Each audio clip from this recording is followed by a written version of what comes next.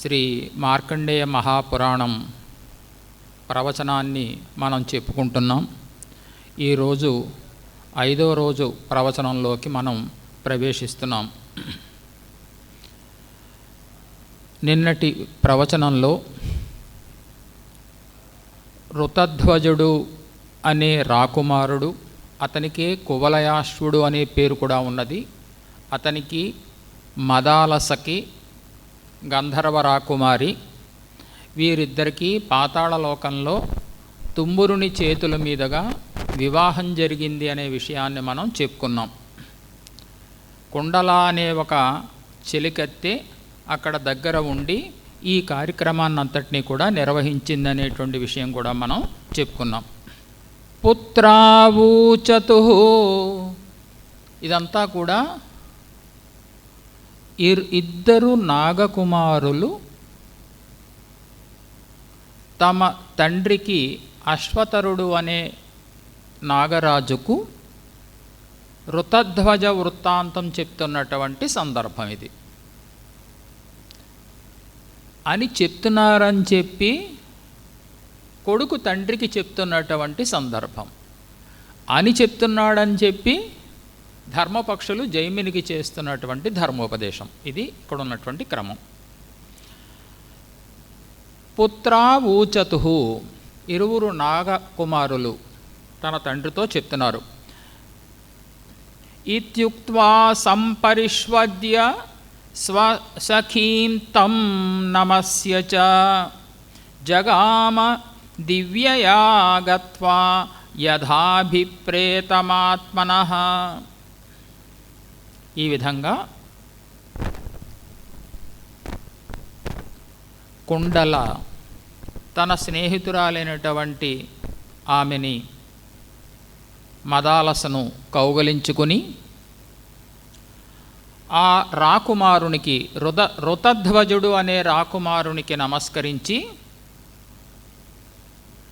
తన అభీష్ట స్థానానికి కుండల వెళ్ళిపోయెను. సోపి శత్రుజితః పుత్రస్తామారోప్య తురంగమం నిర్గంతుకామః పాతాళాద్విజ్ఞాతో ధనుసంభవైః. ఇక శత్రుజిత్తు యొక్క కుమారుడైనటువంటి ఆ ఋతధ్వజుడనే రాకుమారుడు కూడా మదాలసను గుర్రము మీద ఎక్కించుకొని పాతాళము నుండి వెళ్ళాలి అని చెప్పి అనుకున్నాడు. ఆ సమయంలో రాక్షసులకి ఈ విషయం తెలిసిపోయింది. అరే, స్వర్గం నుంచి పాతాళకేతువు తీసుకొచ్చాడు కదా ఈ కన్యారత్నాన్ని, ఎవరో దొంగలించుకుని వెళ్ళిపోతున్నారు అని చెప్పి అరుస్తున్నారు వాళ్ళు. ఎవడో వచ్చాడు, దొంగ దొంగ, ఎంతో కష్టపడి పాతాళకేతువు స్వర్గలోకం నుంచి తీసుకువచ్చిన ఈ కన్యారత్నాన్ని ఎవరో అపహరించుకుని తీసుకువెళ్ళిపోతున్నారు. తతః పరిఘ నిస్త్రింశ గదాశూల శరాయుధం దానవానాం బలం ప్రాప్తం సహ పాతాళకేతునా. ఇక రాక్షసులందరూ కూడా ఆ పాతాళకేతువుతో సహా ఖడ్గాలు, గదలు, శూలములు, బాణాలు మొదలుగా కలిగిన ఆయుధాలతో మొత్తం రాక్షస సైన్యం అంతా వచ్చేసింది. నిలు నిలు, పారిపోకు పారిపోకని చెప్పి అరుస్తున్నారు రాక్షసులు. ఆ రాకుమారుని మీద, అంటే ఆ ఋతధ్వజుని మీద బాణవర్షాన్ని కురిపిస్తున్నారు. ఆ రాకుమారుడు నవ్వుతూ అవలీలగా తన బాణాలతో వాళ్ళందరినీ కూడా తునాతునకలు చేసెను, మట్టి కరిపించాడు.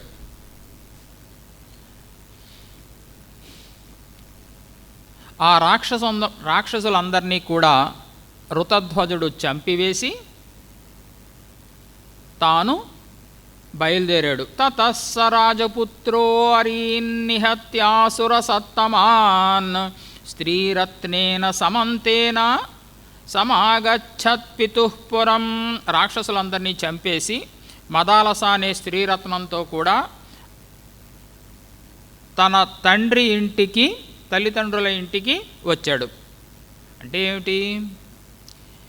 గాలవముని ఆశ్రమంలో రాక్షసులు వస్తున్నారు, నువ్వు రక్షించు అని చెప్పి తండ్రి పంపించాడు. వెళ్ళినటువంటి వాడు ఇప్పుడు వివాహం చేసుకుని మదాలసతో ఇంటికి తిరిగి వచ్చాడు. ఇది కథ. జరిగిన వృత్తాంతమంతా కూడా అంటే ఆ పాతాళలోకానికి వెళ్ళడం, అక్కడ కొండలని చూడడం, అక్కడ కొండలని చూసిన తర్వాత అంటే చెలికత్తెని చూసిన తర్వాత మదాలసని చూడడం, రాక్షసులతో యుద్ధం, వాళ్ళని సంహరించడం, తిరిగి ఈ కన్యారత్నంతో ఇంటికి చేరడం. ఈ వృత్తాంతమంతా కూడా తన తల్లిదండ్రులకు చెప్పాడు. ఋతధ్వజుడనే రాకుమారుడు. ఇతి శ్రుత్వా పితా తస్య చరితం చారుచేతసః. ఆ ఋతధ్వజుని యొక్క తన కుమారుని యొక్క వృత్తాంతాన్నంతటినీ విని శత్రుజిత్తు మహారాజు చాలా సంతోషించాడు, కౌగిలించుకున్నాడు. నీ చేత నేను తరింపబడ్డానయ్యా, ఎందుకంటే నీవు మునులని రక్షించేవు, మన వంశానికి కీర్తిని తెచ్చిపెట్టావు. మన పూర్వీకులే మన వంశానికి కీర్తిని తెచ్చిపెట్టారు, నువ్వేం చేసావు? ఆ కీర్తిని విస్తరింపచేసావు. తన కుమారులు పూర్వీకులు తెచ్చిపెట్టిన కీర్తిని విస్తరింపచేస్తే కులం ఇంకా అభివృద్ధి చెందుతుంది. కొంతమంది పుత్రులు ఏం చేస్తారు? దుష్టపుత్రులు ఆ కీర్తిని పాడు చేస్తారు. కానీ నీవు ఆ కీర్తిని అధికం చేసావు నాయన.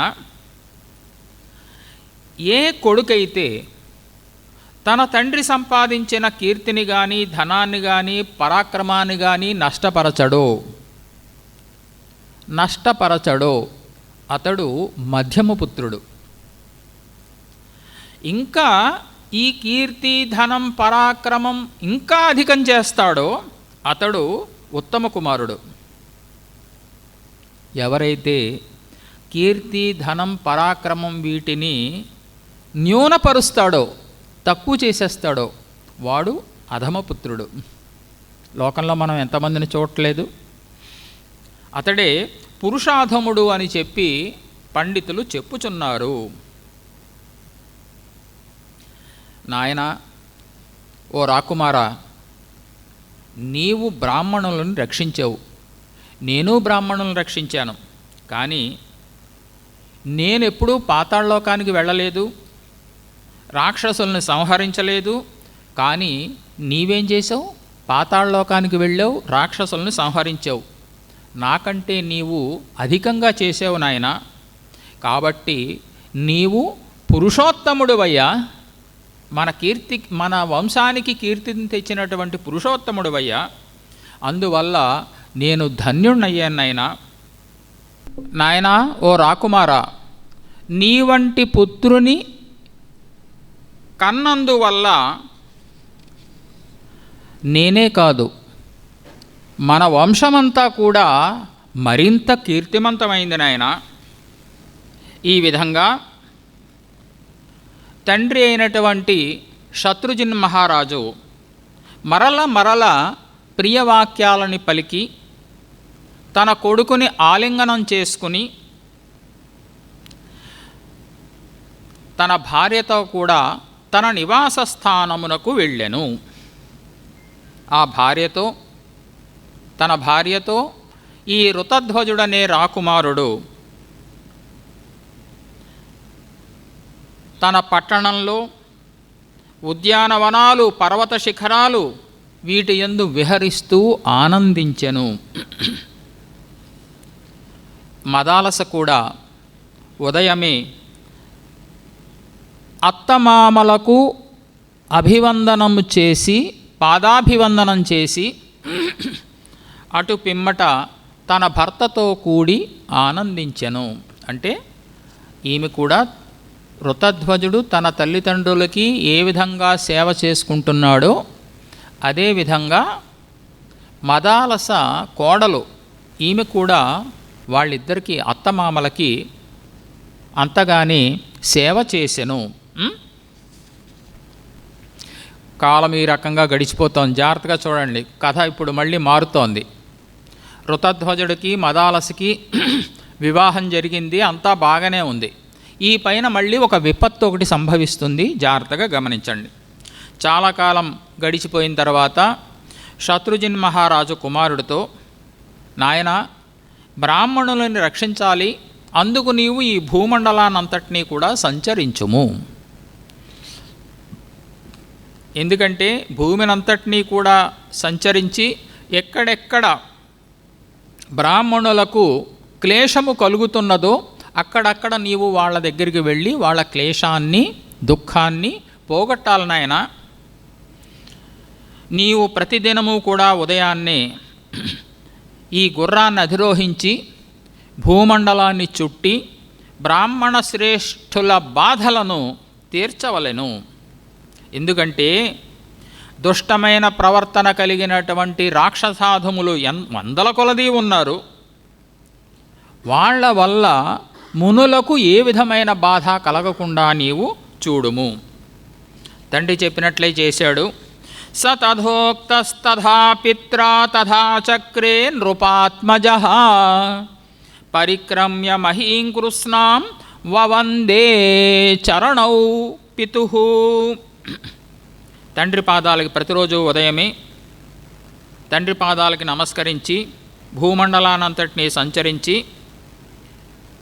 తిరిగి వచ్చిన తర్వాత తన కార్యక్రమాన్ని, తన బాధ్యతను నిర్వర్తించిన తరువాత ఆ తరువాత భార్యతో క్రీడించసాగెను. భార్యను కూడా సంతోషపెట్టాలి కదా.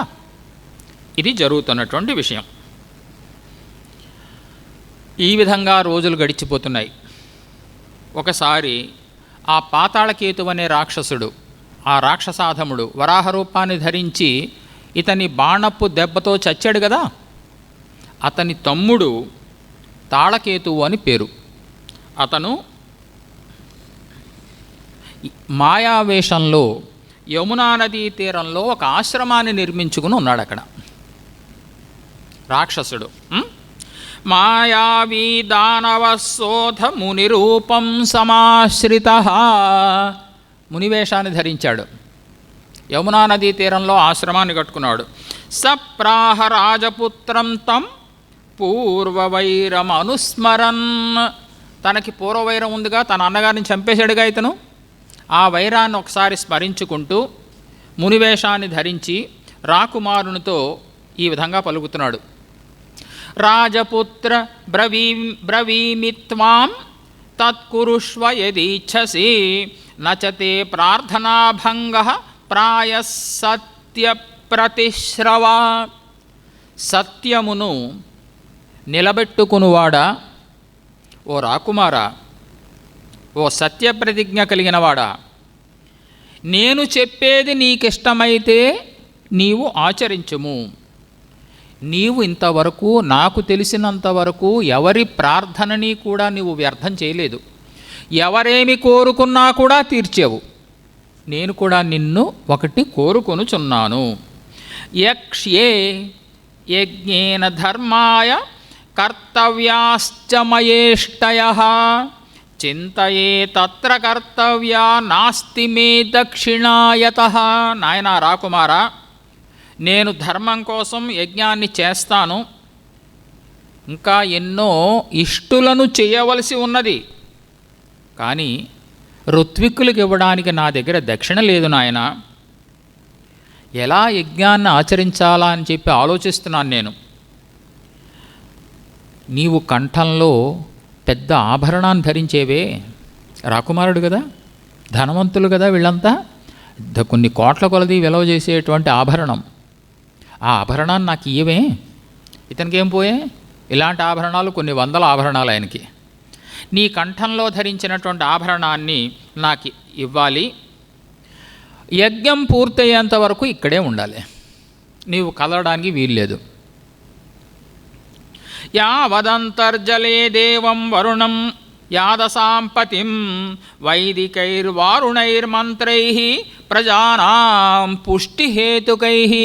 ఈ మాయావి మునివేషంలో ఉన్న దుర్మార్గుడైన ఈ తాళకేతుడనే రాక్షసుడు ఇంకా ఏమంటున్నాడంటే, నేను ఈ జలంలో మునిగి, యమునా నదీ జలంలో మునిగి వరుణదేవతాక మంత్రాలతో జలప్రాణులకు ప్రభువైనటువంటి ఆ వరుణదేవుని స్తవనం చేసి తపస్సు చేసి శీఘ్రంగా వచ్చేస్తానే, అంతవరకు నువ్వు ఇక్కడే ఉండాలి సుమా, వెళ్ళొద్దే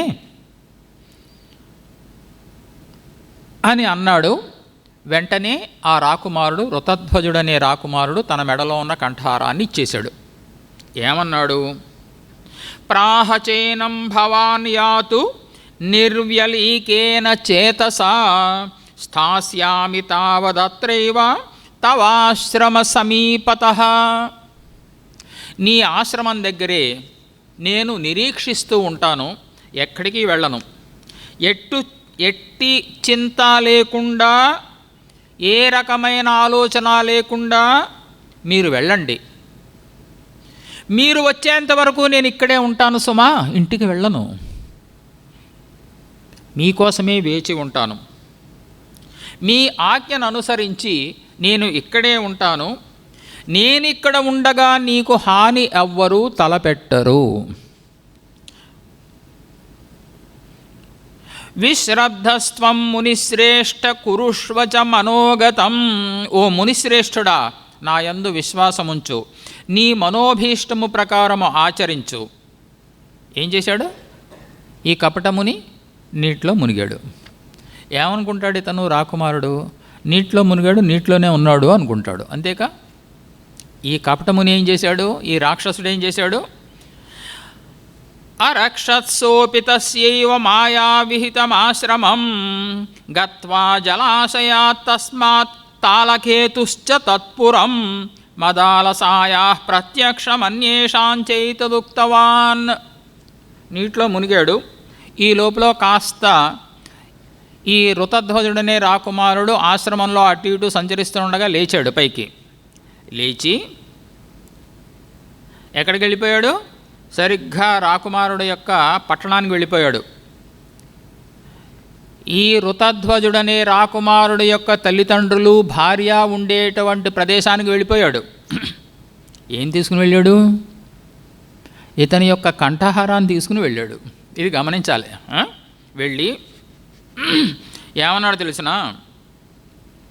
వీరః కువలయాశ్వోసౌ మమాశ్రమ సమీపతః కేనాపి దుష్ట దైత్యేన కుర్వన్ రక్షాం తపస్వినాం యుధ్యమానో యథాశక్తి నిఘ్నన్ బ్రహ్మద్విషో యుధి మాయామాశ్రిత్య పాపేన భిన్న శూలేన వక్షసి మ్రియమాణేన తేనేదం దత్తం మే కంఠభూషణం. ఓ నాయనలారా, ఆ కపటముని అంటున్నాడు, ఓ మహారాజా, మీ కుమారుడు కువలయాశ్వుడు నా ఆశ్రమానికి వచ్చాడు, తపోజనుల్ని రక్షిస్తున్నాడు. బోళ్ళంతమంది రాక్షసులు వచ్చారు. రాక్షసులకి మీ కుమారుడికి యుద్ధం జరిగింది.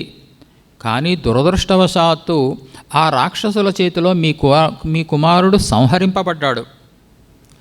ఒక పాపిష్టి రాక్షసుడు మాయతో ఏం చేశాడు? ఎలా చచ్చిపోయాడు? ఇతను రాక్షసుల చేతిలో ఎప్పుడూ చావడం అనేది ఎప్పుడూ ఉండదు, రాక్షసులను సంహరించడమే. కానీ మాయతో మీ కుమారుణ్ణి వక్షస్థలంలో పొడి చేశాడు, శూలంతో పడిపోయాడు కింద. చనిపోతూ తన మెడలో ధరించిన కంఠహారాన్ని నాకు ఇచ్చాడు. మా తాపస జనులంతా కూడా అక్కడే దహన సంస్కారాలు చేసేసాం మీ కుమారుడికి. గుర్రము ఆర్తనాదం చేస్తూ కన్నీళ్లు విడిచింది. రాక్షసుడు ఏం చేశాడు? ఆ గుర్రాన్ని కూడా తన వెంట తీసుకుని వెళ్ళిపోయాడు. ఈ దుష్ట కార్యాలన్నిటినీ నేను చూచితిని. యదత్రానంతరం కృత్యం కురుష్వోత్తరకాలికం. ఔత్తర క్రియలు ఉంటాయిగా, బిడ్డ చనిపోయిన తర్వాత, కొడుకు చనిపోయిన తర్వాత తండ్రి చేయవలసినటువంటి కార్యాలు ఉంటాయిగా, దాన సంస్కారాలు అంటే వాళ్ళు చేసేసారు, మరి తర్వాత పనులు చేయాలిగా. ఆ కార్యాలన్నీ కూడా, ఆ కర్మకాండంతా కూడా నీవు నెరవేర్చుము. హృదయాశ్వాసనం చేతద్గృహ్య యతాం కంఠభూషణం. ఓ మహారాజా, హృదయాన్ని, నీ మనస్సుని ఆశ్వాసపరుచుకో, ఊరడిల్లుము, హడావుడి పడవద్దు, కంగారు పడవద్దు. మిగతా అపరకర్మల్ని జాగ్రత్తగా చేసి మీ హృదయాలకి ఓదార్పు కలిగించే ఈ కంఠహారాన్ని నీవు తీసుకొనుము. మీ కుమారుడి కంఠహారాన్ని నీవు తీసుకొనుము. ఎందుకంటే మేము తపస్సాచరించుకునే మునులం, మాకు కంఠహారంతో పనేమిటి? అక్కడే కంఠహారాన్ని వదిలేసించి ఈ కపటముని తనంతట తాను బయలుదేరి వెళ్ళిపోయాడు. అంటే ఏమిటి, ఇప్పుడు నమ్మేశారు. పైగా అతని మెడలో ఉన్న కంఠహారాన్ని చూపించాడు. ఇంకా నమ్మకేం చేస్తారు? నిపపాత జనశోధ శోకార్తో మూర్ఛయాతురః క్షణేన చేతనాం ప్రాప్య సర్వాస్తాన్ నృపయోషితః. అందరూ మూర్ఛపోయారంటే తెలియని తనంతో కింద పడ్డారు వాళ్ళు. అయ్యో బాబు, ఏం జరిగింది? మా రాకుమారుడు చనిపోయాడా? విలపించారు. మదాలస తన భర్త యొక్క కంఠహారాన్ని చూసింది. తన భర్త చనిపోయాడు అనే మాట వింది. ఏం చేసింది? ప్రాణాలను వదిలిపెట్టేసింది. భర్త చనిపోయాడు అన్న మాట వినగానే, వార్త వినగానే మరుక్షణంలో ప్రాణాలను వదిలిపెట్టేసింది ఆమె. వాళ్ళ చేతిలో ఉంటుంది, వాళ్ళంతా ధర్మాత్ములు. వాళ్ళు ఏదనుకుంటే అది జరుగుతుంది. ఇక కొడుకు పోయాడు, కోడలు కూడా చనిపోయింది. ఇక ఆ దుఃఖానికి ఆ కుటుంబంలో అంతులేదు. ఆ ఆక్రందన ధ్వనులు, ఆ రోదధ్వనులు ఆ పట్టణంలో, ఆ రాజ్యంలో పురప్రజల అందరి ఇళ్లలోనూ జరిగాయి. ఆక్రందన ధ్వనులు రాజగృహంలోనూ జరిగాయి. రాజా చ తాం మృతాం దృష్ట్వా వినా భర్త్రా మదాలసాం ప్రత్యువాచ జనం సర్వం విమృశ్య స్వస్థమానసః. భర్తృవియోగంతో మరణించినటువంటి ఆ మదాలసని చూసి మనస్సుకు స్వస్థత చేకూర్చుకుని అక్కడ ఉన్నటువంటి జనులందరితోనూ ఈ విధంగా పలికాడు, మీరు ఏడవవలదు. ఎందుకయ్యా ఏడుస్తారు? నా కొడుకేమో ధర్మకార్యాన్ని నిర్వర్తిస్తూ నా కొడుకు చనిపోయాడు, బ్రాహ్మణులను రక్షిస్తూ నా కొడుకు చనిపోయాడు, భర్తృవియోగంతో నా కోడలు చనిపోయింది. ఇద్దరూ ధన్యులే. ఇందులో ఎవరు ధన్యులు కదూ? అటువంటి కొడుకుని కన్నా మేము ధన్యులం. ఎవరి కోసం ఏడవాలయ్యా? నరోదితవ్యం పశ్యామి భవతామాత్మనస్తథా సర్వేషామేవ సంచింత్య సంబంధానామనిత్యతాం. ఈ సంబంధం అంతా అశాశ్వతమైన సంబంధం. పితాపుత్ర సంబంధము, తండ్రి కొడుకుల సంబంధం, తల్లి కొడుకుల సంబంధం, భార్యాభర్తల సంబంధం ఏదో ఒక నాటికి పోవాల్సిందే. ఇదేం శాశ్వతమైన సంబంధం కాదు. అదే ఒక మంచి పనికి కానీ ఆ సంబంధము విచ్ఛిన్నమైతే ఎంత గొప్పది. నేనిప్పుడు నా కొడుకు కోసం దుఃఖించాలా, నా కోడలి కోసం దుఃఖించాలా? వాళ్ళిద్దరూ ధన్యజీవులే. ఇద్దరు గురించి కూడా దుఃఖించాల్సిన అవసరం లేదు. ఎందుకంటే మచ్చుశ్రూషుర్మద్వచనాద్విజరక్షణ తత్పరః. నేనే పంపించాను నా కొడుకుని.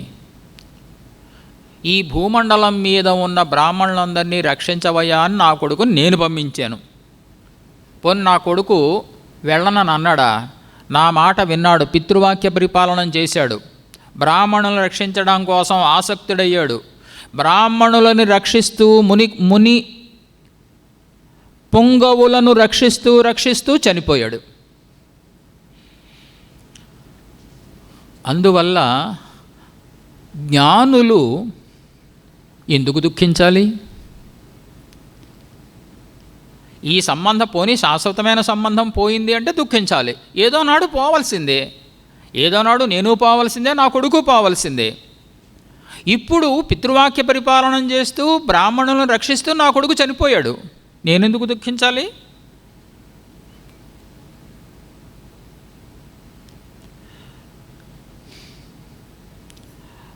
తన భర్త యందలి ప్రేమతో భర్తృవియోగాన్ని సహించలేక మరుక్షణమందే ప్రాణాలు విడిచినటువంటి నా కోడలి గురించి మాత్రం విచారించాలా? అది అక్కర్లేదు. ఎందుకంటే మంచి వంశంలో పుట్టి భర్త యందు అనురాగం కలిగి సహగమనమనే వ్రతం కలిగినటువంటిది నా కోడలు. ధీమంతులకు ఎట్లు శోచనీయురాలవుతుంది, బుద్ధిమంతులకు ఎట్లు శోచనీయురాలవుతుంది? ఎందుకు శోకించాలి? స్త్రీలకు భర్తకు మించిన దైవము లేదు కదా, భర్తే దైవం. భర్తే లేనప్పుడు దైవమే లేనప్పుడు తానెందుకు అనుకుంది, ఆమె ప్రాణాలను విడిచిపెట్టింది.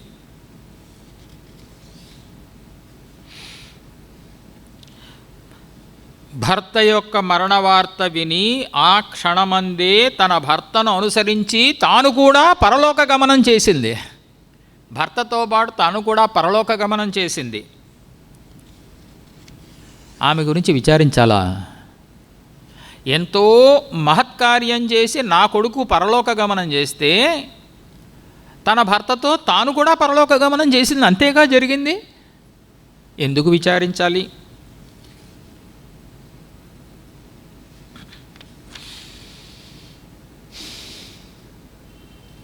కాబట్టి న సశోత్యో నచైవేయం నాయం తజ్జననీ నచ త్యజతా బ్రాహ్మణార్థాయ ప్రాణాన్ సర్వే స్మత్తారితాః. కాబట్టి ఓ ప్రజలారా, ఓ వెర్రివాళ్ళలారా, అమాయకుల్లారా, ఎందుకయ్యా విలపిస్తారు? రాకుమారుడు చనిపోయాడని చెప్పి విలపిస్తారు ఎందుకయ్యా? సాక్షాత్ తండ్రి అంటున్న మాటలు చూడండి, ఎంత మనస్సు, ఎంత ఆత్మజ్ఞాన సంపన్నుడు కాబట్టి ఇంత గొప్ప మాటలు చెప్పగలుగుతున్నాడు. నా కుమారుడు గురించి కానీ, నా కోడల గురించి కానీ, నన్ను గురించి కానీ, లేదా నా భార్యను గురించి కానీ, అంటే ఆ ఋతధ్వజుని యొక్క తల్లిని గురించి కానీ ఎవరూ శోకించవద్దు. బ్రాహ్మణుల రక్షణ కోసం కదా నా కొడుకు ప్రాణాలను వదిలిపెట్టాడు. మేమందరం తరించాం నాయనలారా, మేమందరం తరించాం. మా గురించి ఎందుకయ్యా విచారిస్తారు మీరు?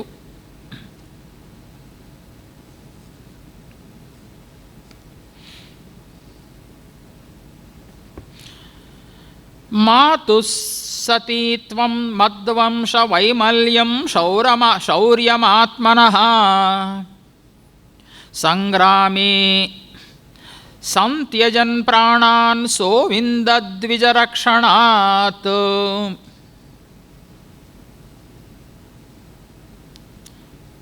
తన భర్తతో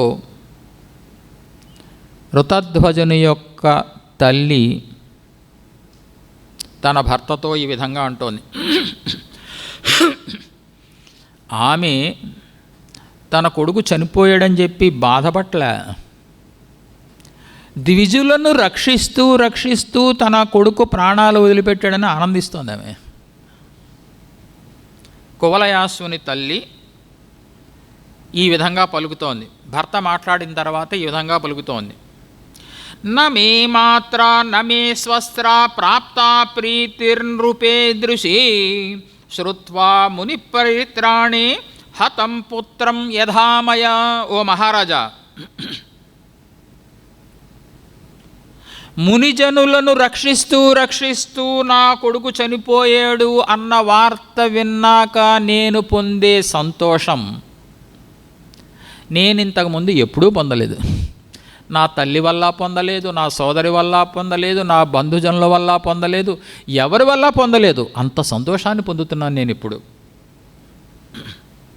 ఎందుకంటే శోచతాం బ్రాహ్మణానాం ఏ నిస్వనేనాతి దుఃఖితాః మ్రియంతే వ్యాధినా క్లిష్టాస్తేషాం మాతా వృధా ప్రజా. అటువంటి పిల్లలని కన్న తల్లి జన్మ వ్యర్థం. ఎటువంటి పిల్లలు? బ్రాహ్మణులు కష్టాలలో దుఃఖిస్తూ ఉండగా, లేదా తన బంధువర్గము కష్టాల్లో దుఃఖిస్తూ ఉండగా ఎటువంటి ప్రతీకారము చేయకుండా తాము కూడా దుఃఖిస్తూ ఉంటారు, అయ్యో అయ్యో అంటూ ఉంటారు.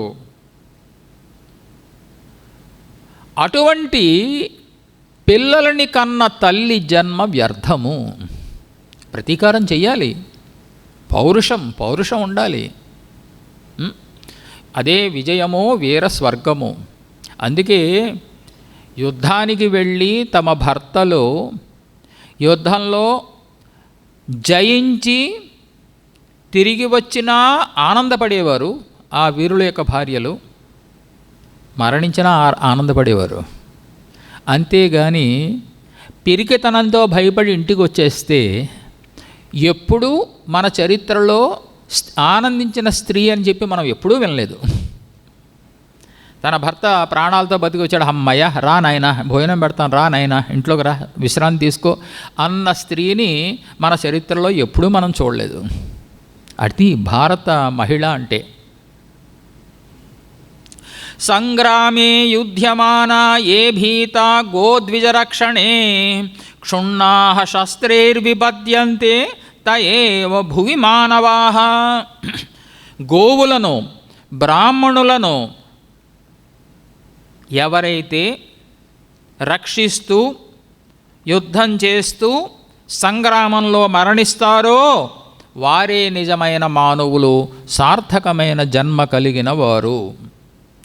అర్ధినాం మిత్రవర్గస్య విద్విషాంచ పరాంగుఖః యో నయాతి పితా తేన పుత్రీ మాతా చ వీరసూః. యాచకులకు, స్నేహితులకు, శత్రువులకు ఎవరైతే వెనుతిరగడో, వాళ్ళకి కావలసినవన్నీ సమర్పిస్తాడో అతడే నిజమైన కొడుకు. తల్లి వీరమాత. గర్భక్లేశః స్త్రియో మన్యే సాఫల్యం భజతే తదా యదారి విజయీ వా స్యాత్ సంగ్రామే వా హతస్సుతః. ఏ కుమారుడైతే ఇందాక నేను చెప్పింది యుద్ధంలో శత్రువులను జయించి మరలి వస్తాడో లేదా వీరమరణం పొందుతాడో అట్టి కుమారుడు వల్లనే తల్లి యొక్క గర్భక్లేశము సఫలమగుచున్నది. నవమాసాలు భరించి కన్నందుకు క్లేశం పోవాలిక. నూతులు తవ్వేవాడు, నుయ్యి తవ్వేవాడు కష్టపడి గొయ్యి తవ్వి ఒక్కసారి జలపడుతుంది, అమ్మయ్య అనుకుంటాడు. ఆ నీళ్లతోనే మొహం కడుక్కుంటాడు, ఆ నీళ్ళనే కొంచెం తాగుతాడు, పైకి వస్తాడు. అతని కష్టమంతా పోయింది, అతని కష్టానికి తగినటువంటి ఫలితం దక్కింది. మరి ఇది కూడా కష్టమే, గర్భక్లేశము. ఎప్పుడు ఏ కుమారుడైతే కీర్తిమంతుడు అవుతాడో, వంశానికి కీర్తి తీసుకువస్తాడో, మంచి పనులు చేస్తాడో అతని వల్లనే తల్లిదండ్రులకి కూడా యశస్సు పెరుగుతుంది. పుత్రావూచతు. కథ చెప్తున్నారు వాళ్ళు, ఈ జరిగిపోయిన కథ చెప్తున్నారు. అంటే మదాలస చనిపోయింది, కానీ కథ ఇంకా చాలా దూరం ఉంది. ఋతధ్వజుడి యొక్క భార్య చనిపోయింది మదాలస, కానీ ఋతధ్వజుడికి మదాలసుడికి 4 కుమారులు జన్మిస్తారు. ఎలా జన్మిస్తారు? రాబోయే కథ. ఇంకా కథ చాలా దూరంలో ఉన్నాం మనం, ఇంకా మధ్యలో ఉన్నాం మనం. కథ పూర్తిగాల. ఈ రాకుమారులు ఇద్దరూ కూడా, నాగకుమారులు ఇద్దరూ కూడా జరిగిపోయినటువంటి వృత్తాంతాన్ని తన తండ్రికి చెప్తున్నారు. ఇక్కడ ఉన్నాం మనం. తతస్స రాజా సంస్కారం పుత్రపత్నీమలంభయత్ నిర్గమ్య చ బహిస్నాతో దదౌ పుత్రాయ చోదకం. ఏం చేశాడు? తన కొడుకు దహన సంస్కారాలు అక్కడే జరిగిపోయినాయి. చెప్పాడుగా కపటముని, ఏం చావలేదు, అక్కడే ఉన్నాడు ఆయన. దహన సంస్కారాలు జరిగిపోయినాయి. ఇతను కూడా వెళ్ళి ఏం చేశాడంటే దహన సంస్కారాలు నిర్వర్తించిన తర్వాత బయటకు వెళ్ళి నదీ స్నానాన్ని ఆచరించి తన కుమారుడికి తర్పణాలు ఇచ్చుకున్నాడు. తాళకేతుశ్చ నిర్గమ్య తథైవ యమునా జలాత్ రాజపుత్రము వాచేదం ప్రణయాన్ మధురం వచః. కపటముని వేషంలో ఉన్నాడుగా తాళకేతువు, చేయాల్సిందంతా చేసేసాడు. ఇక్కడ అబద్ధాలన్నీ ఆడేశాడు, ఈ వంశంలో చిచ్చు పెట్టేశాడు. కేవలం ఏంటంటే తన అన్నగారిని పాతాళకేతువుని చంపేశాడని అదొకటి కోపం. యమునా నదీ జలం నుండి బయటికి వచ్చినట్లుగా బయటికి వచ్చి రాజకుమారుడితో స్నేహంతో మధురవాక్కులు ఈ విధంగా పలుకుతున్నాడు. గచ్చ భూపాలపుత్రత్వం కృతార్థోహం కృతస్త్వయా వాంఛితం తు కృతం కార్యం త్వయ్యత్రా విచలే స్థితే. ఓ రాకుమారా, ఇక నీవు వెళ్ళవచ్చు. అమ్మయ్య, నాకు కావలసిందంతా కూడా నెరవేర్చావు కదా, నేను కృతార్థుణ్ణయ్యాను. నీవిక్కడ కదలకుండా ఉన్నందువల్ల నేను చేయవలసిన పనులన్నీ చేసేసాను నేను. అమ్మయ్య, నా మనోభీష్టం నెరవేరింది నాయన, ఇక రాకుమారా నువ్వు వెళ్ళొచ్చు. వారుణం యజ్ఞకార్యంచ జలేషస్య మహాత్మనః తన్మయా సాధితం సర్వం యన్మమాసీదభీప్సితం. ఆ వరుణదేవుని యజ్ఞకార్యం పూర్తయింది నాయన, నేను కోరుకున్నది నెరవేరింది. రాకుమారుడు ఆ మాయామునికి నమస్కరించి ఆ అశ్వాన్ని అధిరోహించి గరుత్మంతుని వేగంతో సమానమైన వేగం కలిగిన వాడై క్షణకాలంలో తన తండ్రి పట్టణమునకు వెళ్ళెను. నాగపుత్రావూచతు, కుమారులు చెప్తున్నారు, తండ్రికి కథ చెప్తున్నారు. స రాజపుత్ర సంప్రాప్య వేగాదాత్మపురం తతః పితృర్వవందిషు పాదౌ దిదృక్షుశ్చ మదాలసాం. తన తల్లిదండ్రులకి నమస్కారం చేయాలనే కోరిక, తన భార్యని చూడాలనే కోరిక వేగంగా తన పట్టణానికి బయలుదేరి వెళ్ళాడు. స దదర్శ తదుద్విగ్నమప్రహృష్టముఖం పురం. వెళ్ళగానే, పట్టణంలోకి వెళ్ళగానే ప్రజలంతా దుఃఖంతో ఉన్నారు. ముఖాలన్నీ వాడిపోయి ఉన్నాయి. ఒక్కసారి వికసించే, ఒక్కసారి చంద్రబింబంలాగా వికసించే. ఏమిటిది ఆశ్చర్యం? ఏమిటి ఇప్పటిదాకా విచారంతో వాలి కృషించిపోయి ఉండడం ఏమిటి? ఒక్కసారి వికసించడం ఏమిటి? ఏమిటి కారణం? ఏం జరిగింది?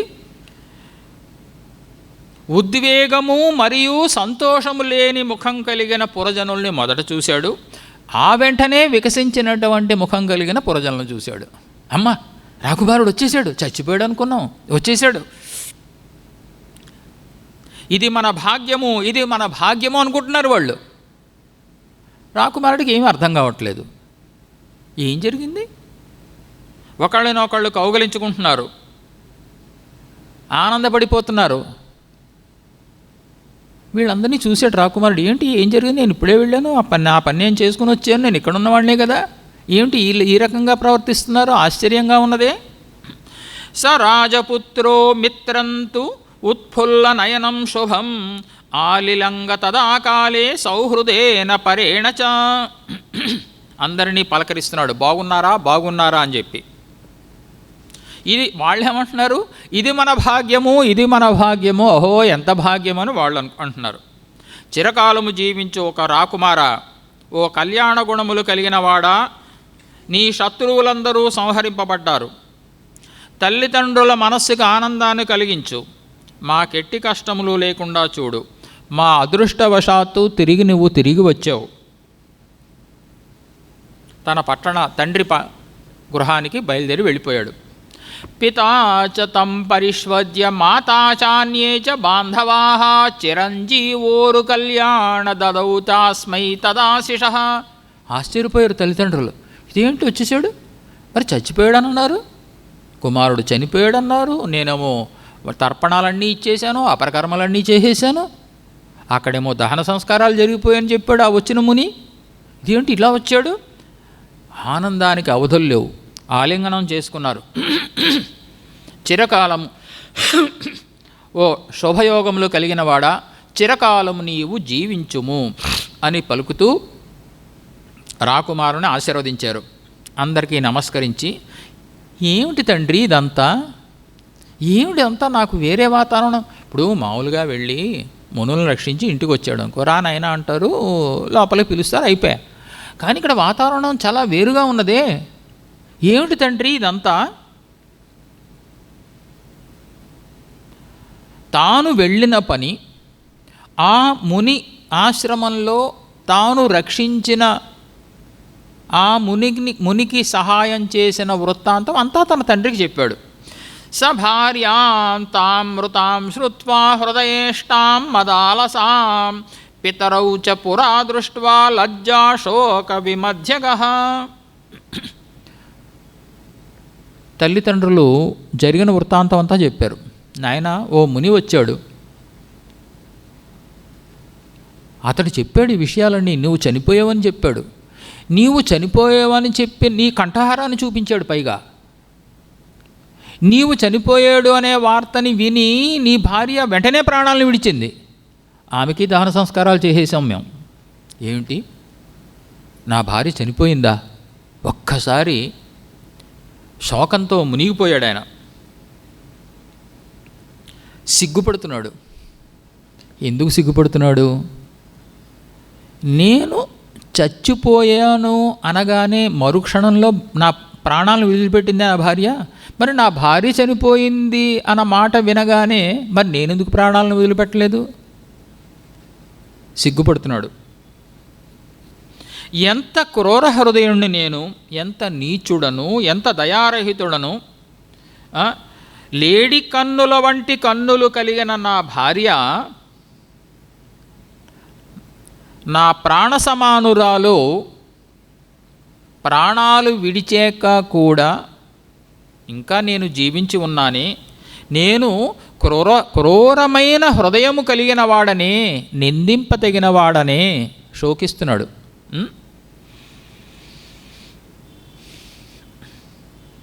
పునఃస చింతయామాస పరిసంస్తభ్య మానసం మోహోద్గమమపాస్యైవం నిశ్వస్యోచ్ఛ్వస్య చాతురః. ఈ విధంగా ఆలోచిస్తున్నాడు. ఎవరు? రాకుమారుడు. అజ్ఞానాన్ని ఇంతవరకు అజ్ఞానంతో విలపిస్తున్నాడు. అయ్యో చనిపోయింది, అయ్యో చనిపోయిందని. ఈ బంధాలు నిత్యమా? జ్ఞానాన్ని ఒక్కసారి జ్ఞానంలోకి వెళ్ళాడు. ఈ విధంగా అనుకుంటున్నాడు. సరే, నా భార్య నా కోసం మరణించింది, నేను ప్రాణాలను వదిలిపెట్టేస్తాను. సరే, నేను నా భార్య కోసం ఏం ఉపకారం చేసినట్టయింది? ఏమైనా పిసరంతైనా ఉపకారం చేసినట్టయిందా నా భార్య కోసం? లేదు.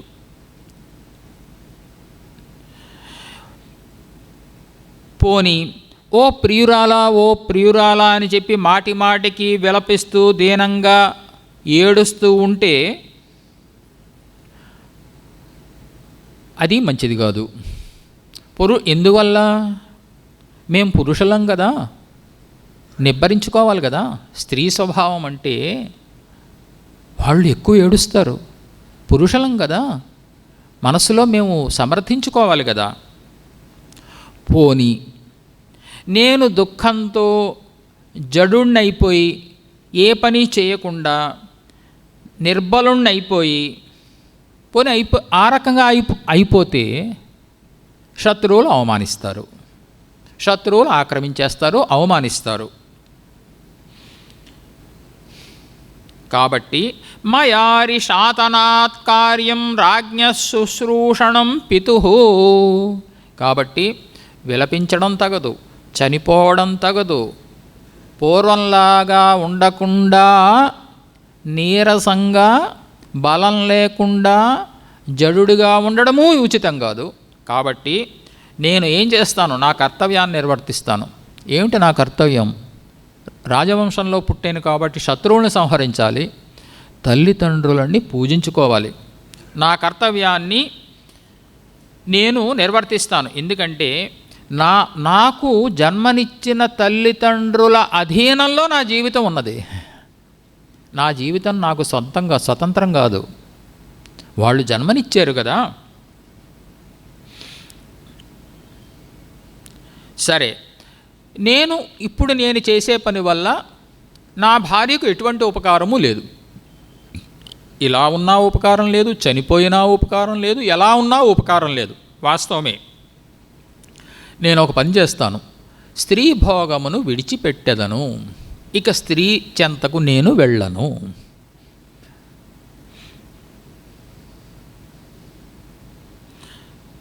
నా భార్య కోసం, చనిపోయిన నా భార్య కోసం, నా కోసం ప్రాణాలు విడిచిన నా భార్య కోసం నేను చేసే ఈ స్వల్పమైనటువంటి పని, చాలా స్వల్పమే నాకు తెలుసు, కానీ ఇంత మాత్రముని నేను చేసేదను. మరొక స్త్రీని కన్నెత్తేనా నేను చూడను. నాగపుత్రావూచతు, రాకుమారులు చెప్తున్నా, నాగకుమారులు తండ్రితో చెప్తున్నారు, అశ్వతరుడితో చెప్తున్నారు. ఇతి కృత్వా మతిం శోధ నిష్పాద్యౌదక దానికం, తన భార్యకు ఉదకదానం అవన్నీ అపరకర్మలు ఆచరించాడు. ఓ తండ్రి, మా స్నేహితుడు ఆ ఋతధ్వజుడు, ఆ కువలయాశ్వుడు తన భార్యకి అపరకర్మలన్నీ, ఉదకదానము మొదలుగా కలిగినటువంటి అపరకర్మలన్నింటినీ ఆచరించి ఏమన్నాడంటే,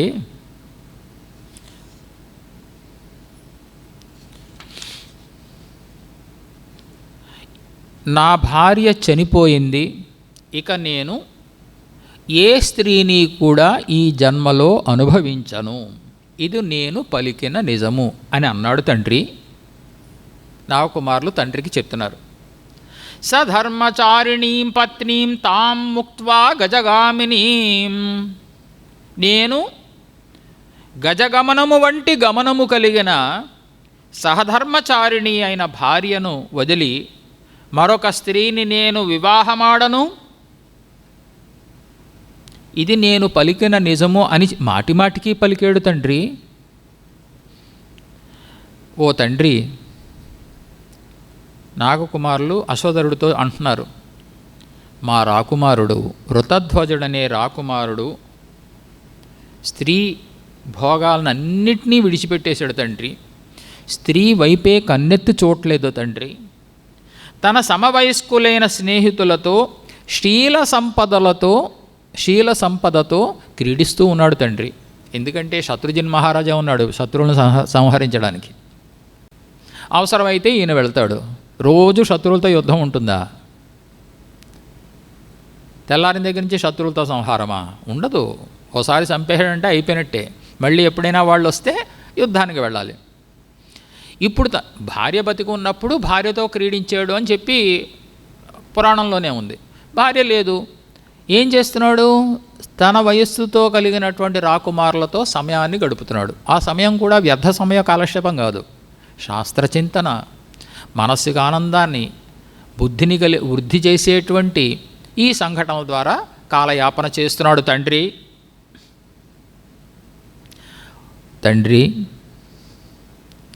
మళ్ళీ మదాలస ఏ రకంగా దొరుకుతుందా? ఎంత వెర్రిగా అడుగుతున్నారో చూడండి. తండ్రిని అడుగుతున్నారు. మా స్నేహితుడికి ఏమన్నాడు తండ్రి? నీ స్నేహితుడికి ఇష్టమైంది ఏదో నెరవేర్చండి అయ్యా, మన ఇంటికి తీసుకురండి. బంగారం, ఆభరణాలు, వాహనాలు, భూములు, రాజ్యం, పట్టణాలు ఏం కావాలంటే అవి ఇవ్వండి అని చెప్పి అన్నాడు కదా. ఆయనకి లేనిది ఏముంది తండ్రి అని వాళ్ళు అన్నారు. అనేసి ఈ వృత్తాంతం అంతా చెప్పి అతనికి ఇష్టమైంది ఏదో చెప్పండి, ఏం జరిగింది, ఏదో ఒకటి క్లేశం జరిగింది తండ్రి అన్నారు. ఏమిటో చెప్పు క్లేశం అంటే ఇంత క్లేశం తీసుకుంటూ వచ్చారు. ఏమిటి క్లేశం? సంక్షిప్తంగా, ఇతడు గాలవముని రక్షిస్తూ పాతాళలోకానికి వెళ్ళి అక్కడ మదాలసని చూసి వివాహమాడి ఇంటికి వచ్చాడు. ఒక కపటముని మాయలో పడిపోయి ఆ కపటముని ఇతడిని తన ఆశ్రమంలో ఉండేటట్టుగా చేసి ఇంటికి వెళ్ళి నీ కొడుకు చనిపోయాడు అని చెప్పి పెద్ద ఆపదని సృష్టించాడు. దానివల్ల మదాలస చనిపోయింది. ఇతడు విచారగ్రస్తుడై ఉన్నాడు. ఇది ఇక్కడ జరిగింది. నాగకుమారులు ఇద్దరు కూడా తండ్రితో, నాన్న, మా మిత్రుడి బాధని మేము చూడలేకపోతున్నాం, పైకి చెప్పట్లేదు. మనసులో ఎంత బాధ ఉన్నా కూడా పైకి మాత్రం మాతో ఆనందంగా ఉన్నాడు. మాకు తెలుసు అతని మనసులో బాధ ఏమిటో. మేము చాలా దగ్గర స్నేహితులం కాబట్టి మాకు ఈ వృత్తాంతం అంతా చెప్పాడు. అది చెప్పడు. నిన్న మనం అనుకున్నాం కదా, రహస్యాలన్నీ చెప్పుకుంటారు అని. తన మనసులో ఉన్న బాధలన్నీ ఇంట్లో వాళ్ళకు కూడా చెప్పరు. భార్య భర్తకి చెప్పదు, భర్త భార్యకి చెప్పడు. స్నేహితులతోనే చెప్పుకుంటారు, పంచుకుంటారు. వీళ్ళు కూడా, ఇతను కూడా, కృతధ్వజుడు కూడా తన బాధనంతటినీ కూడా ఒకసారి వీళ్ళకి చెప్పాడు. ఇది వీళ్ళకి తెలుసు కాబట్టి వీళ్ళు తండ్రికి చెప్పారు. చెప్పి ఏమన్నారు, మదాలసని తిరిగి పొందే ఉపాయం ఏమైనా ఉన్నదా?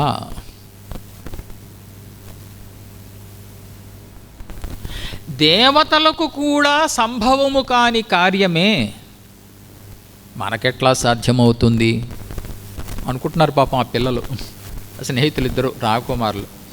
జడవు వాచా, మళ్ళీ మధ్యలో వ్యాసుడు ఒకసారి గుర్తు చేస్తుంటాడు మనకి. కొడుకు తండ్రికి చెప్తున్నాడు. ఇదంతా పితాపుత్ర సంవాదం ఉంది కదా. కొడుకు తండ్రికి చెప్తున్నాడు. ఏమని చెప్పాడు? ఇది వాక్యం తయో శ్రుత్వా విమర్శమగమత్పిత. ఎందుకంటే పురాణం మొదటి నుంచి జాగ్రత్తగా చదవకపోతే ఎంత భ్రమణ కలిగిస్తుందంటే, ఓసారి పక్షులు చెప్తున్నాయి అంటాడు, ఓసారి కొడుకు చెప్తున్నాడు అంటాడు, ఓసారి నాగకుమారులు చెప్తున్నారు అంటాడు. ఇది ఎక్కడ కూడా ఎవరో ఒకళ్ళు చెప్పాలి కానీ ఇంతమంది చెప్పేస్తారా ఎక్కడైనా? ఓసారి అన్ని ఆగి మార్కండేయ వాచ అంటాడు. ఏంటిదంతా అంటే, కథని మనం జాగ్రత్తగా పురాణాన్ని మొదటి నుంచి మీరు చదివారు, విన్నారు కాబట్టి ఈ సందేహాలన్నీ మీకు ఉండకపోవచ్చు అని నేను అనుకుంటున్నాను. ఇది వాక్యం తయో శ్రుత్వా విమర్శమగమత్పిత విమృశ్య చాహతౌ పుత్రౌ నాగరాట్ ప్రహసన్నివా యదశక్యమితి శ్రుత్వా న కరిష్యంతి మానవాః. నాగకుమారులు పలికిన మాటలను విని తండ్రి ఆలోచనలో పడ్డాడు. నాగరాజు అశ్వతరుడు ఆలోచనలో పడ్డాడు. నవ్వుతున్నాడు. కుమారులతో అంటున్నాడు, ఎవరైనా కూడా ఇది అసాధ్యము, అసంభవము అనుకుని మానేస్తే ఎంత హాని కలుగుతుంది? ప్రయత్నం చేయాలి కదా, ఉద్యమం చేయాలిగా. ఉద్యమం అంటే ప్రయత్నం. ఉద్యమం అంటే ఏదో ఉద్యమం కాదు, ప్రయత్నం.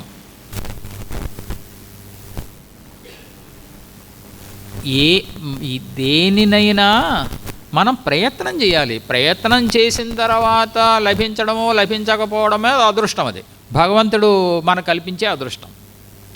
అంతేగాని అసలు ప్రయత్నం చేయకుండా ఇది నా వల్ల ఎక్కడ అవుతుందిలేని అసలు ఇంట్లోంచి కదలకుండానే మానేశాడు అనుకో. భార్య చెప్పింది, కాస్త ఈ పని చేసుకురండి అని. అబ్బెబ్బే, వాళ్ళు అప్పుడు అక్కడి నుంచి ఎప్పుడో వెళ్ళిపోయి ఉంటారు, ఇప్పుడు నేను వెళ్ళినా కూడా వ్యర్థం. అది వాళ్ళు ఎవరు ఏదో పని చేసి ఏదో పట్టరమని, తోటకూర ఏదో వంకాయలో ఏదో పట్టరమని. లేదు, వాళ్ళు ఎవరు ఉంటారు, ఎప్పుడో వెళ్ళిపోయి ఉంటారు, వద్దులే, ఇవాళ వద్దులే అని. అంతటి బుద్ధిహీనత మరొకటి ఉండదు. ప్రయత్నం చెయ్యాలి. ఇది నేను చెప్పిన చాలా చిన్న పని. చిన్న పనైనా కావచ్చు, పెద్ద పనైనా కావచ్చు. ప్రయత్నం అనేది ప్రతి మానవుడు చెయ్యాలి. మన జీవితంలో మనం నేర్చుకోవాల్సింది. ఏది నాకు ఇది చేత కాదు అని ఎప్పుడూ అనుకోకూడదు. నాకెందుకు చేత కాదు అని అనుకోవాలి. నాకంటే గొప్పవాడు ఎవడున్నాడు? తన మీద తనకి అల్పబుద్ధి ఎప్పుడూ ఉండకూడదు. ఈ అల్పబుద్ధి ఉన్నది అంటేనే మనం జీవితంలో పైకి రాలేము. వాడు చాలా గొప్పవాడు, నా వల్ల ఏమీ కాదు, వాడి కంటే నేను ఎంత తక్కువ వాడిని అని ఎప్పుడైతే నువ్వు అనుకున్నావో నీ పని అయిపోయినట్టే. నేనెందుకు ఈ పని చెయ్యలేను అని అనుకోవాలి. అశ్వతరుడు అదే అంటున్నాడు, ప్రయత్నం చెయ్యాలి. కుమారులారా, తన పౌరుషాన్ని విడిచిపెట్టకుండా ఆరభేత నరః కర్మ సపౌరుషం మహాపయన్. తన పౌరుషాన్ని విడిచిపెట్టకుండా మానవుడు తన ప్రయత్నాన్ని చెయ్యాలి. నేను చెప్పిన మాట చూడండి తర్వాత. నిష్పత్తి కర్మణాం దైవే పౌరుషే చ వ్యవస్థిత. నిష్పత్తి ఫలసిద్ధి దైవాధీనం. మన అదృష్టం మీద ఆధారపడి ఉంది. ఫలం సిద్ధిస్తుందా సిద్ధించదా అనేది మన ప్రయత్నం, మన అదృష్టం మీద ఆధారపడి ఉన్నది. తస్మాదహం తథాయత్నం కరిష్యే పుత్రకార్యతః. మీ పనిని, మీ స్నేహితుడు గురించి మీరింత బాధపడుతున్నారు కాబట్టి మీ పనిని నెరవేర్చడానికి నేను నా వంతు ప్రయత్నం చేస్తాను. చూడండి, ఇప్పుడే ప్రయత్నం చేస్తాను, పని ప్రారంభం చేస్తాను. మదాలసని తిరిగి బతికించి తీసుకురావాలి, అంతేకా ప్రయత్నం చేస్తాను. ఎందుకు కాదు? ఇది అసంభవం. వాళ్ళు ఏమన్నారు కుమారులు? దేవతలకు కూడా సంభవం కానిది అన్నారు. మానేశాడు ఆయన. ఎందుకు సంభవం కాదో చూస్తాను అన్నాడు. ఏం చేశాడో చూద్దాం. పుత్రవువాచ, కుమారుడు పలికాడు. ఈ పుత్రవువాచ అంటే కుమారుడు పలికాడంటే ఈ సుమతి పలికాడు అని చెప్పి అనుకోవాలి. ఏవముక్త్వా స నాగేంద్రః ప్లక్షావతరణం గిరేః తీర్థం హిమవతో గత్వా తపస్తేపే సుదుశ్చరం తుష్టావ వాగ్భిరిష్టాభిస్తత్ర దేవీం సరస్వతీం తన్మనా నియతాహారో భూత్వా త్రిశ్రవణాప్లుతః. నాగేంద్రుడి విధంగా పలికి హిమాలయ పర్వతంలో ప్లక్షావతరణం అనే తీర్థానికి వెళ్ళి కఠోరమైన తపస్సును ఆచరించాడు సరస్వతీదేవిని ఉద్దేశించి. తనకు అభీష్టమైన వాక్కులతో ఆమె యందే మనస్సు లగ్నం చేసి నియతమైన ఆహారాన్ని గ్రహిస్తూ త్రికాల సంధ్యని ఆచరిస్తూ ఆమెనే స్తుతిస్తున్నాడు. అశ్వతర ఉవాచ, తపస్సు ఎంత గొప్ప తపస్సు అంటే, జగద్ధాత్రీమహం దేవీమారిరాధయిషుశుభాం స్తోష్యే ప్రణమ్య శిరసా బ్రహ్మయోనిం సరస్వతీం. జగజ్జనని మంగళస్వరూపురాలు ఆ సరస్వతీదేవిని నేను ఆరాధింపదలచేను. బ్రహ్మ నుండి ఉద్భవించిన ఆ సరస్వతీదేవికి శిరస్సు వంచి నమస్కరించి స్తుతిస్తాను. ఓ దేవి, కొంచెం వేదాంత విషయాలతో స్తుతిస్తున్నాడు. నీవు నిరాకార స్వరూపురాలివి. ఈ ప్రపంచమంతా కూడా ఉన్నది అన్నట్లు భాషింపచేస్తున్నావు. వస్తుతః ఇదంతా లేదు. ఈ ప్రపంచమంతా నీ యందు లేకపోయినా నీ యందే ఉన్నది అన్నట్లుగా భాషిస్తోంది. అది మిథ్యాభూతమైనటువంటి ప్రపంచం. నీవు అక్షర స్వరూపురాలివి. అక్షర అంటే నా క్షరతీతి అక్షరమని, నశించనిది అని అర్థం. ఓమిత్యేకాక్షరం బ్రహ్మ శృతివాక్యం. ఆ ఓంకార స్వరూపమే బ్రహ్మము, అక్షరము, నశించనిది అని అర్థం.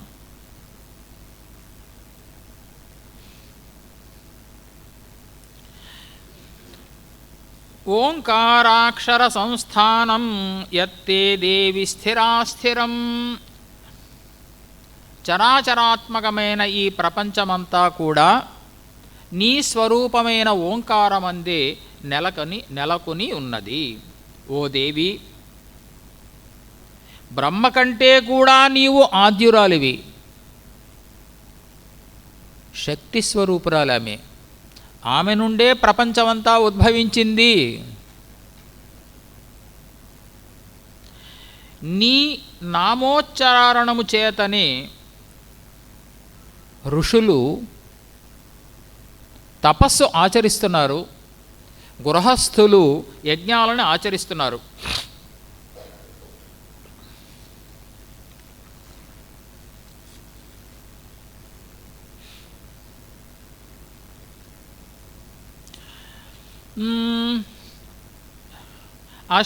సరస్వత్యువాచ, సరస్వతీదేవి సాక్షాత్కరించింది. చాలా ఉంది, ఈ రకంగా స్తోత్రాలు చేశారు వాళ్ళు. వరంతే కంబలభ్రాతః ప్రయచ్ఛామ్యురగాధిపా తదుత్యతాం ప్రదాస్యామి యత్తే మనసి వర్తతే. ఓ కంబలుని యొక్క సోదరుడా, అంటే అశ్వధరుడికి కంబలుడు అనే సోదరుడు ఉన్నాడు అనే విషయం తెలుసుకోవాలి మనకి. ఎందుకంటే ఆమె అలా సంబోధన చేసింది. నీకేమి వరం కావాలో చెప్పు, దానిని ఇస్తాను. నీ మనస్సులో ఉన్న కోరిక ఏమిటో చెప్పు. అశ్వతరుడు చెప్తున్నాడు, సాహాయం దేవి దేహి త్వం పూర్వం కంబలమేవచ సమస్త స్వర సంబద్ధముభయో సంప్రయచ్చ. ఓ దేవి, ముందుగా నీవు నాకు చేయవలసిన సహాయం ఏమిటంటే, నాకు నా సోదరునికి కంబలునికి స్వర సంబంధమైన జ్ఞానమును ప్రసాదించుము. అంటే సంగీత పరిజ్ఞానం. ఎందుకు ఇలా అడుగుతున్నాడు అని అనుకోకండి, వస్తుంది కదా. మాకు సంగీత పరిజ్ఞానాన్ని ప్రసాదించుము. సరస్వత్యువాచ సప్తస్వరా గ్రామరాగా సప్తపన్నగ సప్తమా గీతకాని చ సప్తైవ తావత్యశ్చాపి మూర్ఛనాః. ఓ పాపరహితుడా, ఓ నాగరాజా, ఓ అశ్వతర, 7 స్వరములు, 7 గ్రామరాగములు, 7 గీతములు, 7 మూర్ఛనములు, 49 తానములు, 3 గ్రామములు, ఇవన్నీ సంగీత శాస్త్రానికి సంబంధించినటువంటి పారిభాషిక పదాలు. ఇవన్నీ కూడా నీకు అబ్బుతాయి, నీ సోదరుడికి అబ్బుతాయి. ఓ నాగేంద్ర, సంగీతంలో మహాపండితులు అవుతారయ్యా మీరు ఇరువురు. లయలు, శృతులు, వీటి యొక్క పరిజ్ఞానం పూర్తిగా, గీతాలు, కీర్తనలు అన్నీ తెలుస్తాయ్యా మీకు. ఇరువురికి ఇచ్చాను. ఇంతవరకు సంగీత పరిజ్ఞానాన్ని మీ ఇరువురికి ఇచ్చినట్లుగా భూలోకంలో కానీ పాతాళలోకంలో కానీ ఎవరికీ ఇవ్వలేదు. అంటే చూడండి, ముల్లోకాల్లోనూ సంగీత పరిజ్ఞానం కలిగిన వాళ్ళు ఈ 2 సర్పాలు. ఎన్నో గ్రంథాలు రాస్తారు మీరు, సంగీత శాస్త్రానికి సంబంధించినటువంటి ఎన్నో గ్రంథాలు కూడా రాస్తారు మీరు. జడవు వాచ, జడుడు చెప్తున్నాడంటే సుమతి చెప్తున్నాడు అన్నమాట తండ్రికి. ఇత్యుక్త్వా సా తదా దేవి సర్వజిహ్వా సరస్వతి. సమస్త జనులకు కూడా జిహ్వారూపిణి, పద్మం వంటి కన్నులు కలది అయినటువంటి సరస్వతీదేవి ఈ విధంగా పలికి అచ్చట నుండి అంతర్ధానమయ్యను. సరస్వతీదేవి వరప్రదానం వల్ల అశ్వతరునికి కంబలునికి అమితమైన సంగీత పరిజ్ఞానము కలిగెను. ఈ పైన ఏం చేశారు వీళ్ళు? తతః కైలాస శైలేంద్ర శిఖరస్థితమీశ్వరం గీతకై సప్తభిర్నాగౌ తంత్రీలయ సమన్వితైః ఆరిరాధయిషు దేవమనంగాంగహరం హరం. ఎంత చక్కని శ్లోకాలండి అర్థం చేసుకుంటే. కైలాస పర్వతంలో ఉన్నవాడు, మన్మథ సంహారకుడు, పాపహరుడు అయినటువంటి పరమేశ్వరుని ఈ 2 సర్పాలు తంత్రీలయాలతో కూడుకున్న సప్తగీతాలతో ఆరాధించుట మొదలుపెట్టిరి. అంటే గీతాలు, స్వరాలు. వెంటనే పరమేశ్వరుడు సాక్షాత్కరిస్తాడు సంతోషపడి. సంగీత పరిజ్ఞానంతో గీతాలతో ఆలపిస్తే ఆయన నాట్యం చేస్తున్నాడు. నాట్యం చేసేటప్పుడు ఇటువంటి కీర్తనలు పాడితే ఆయనకు ఆనందం కలగదు. అందుకే ఉట్టినే అడిగారా వీళ్ళు సంగీత పరిజ్ఞానం.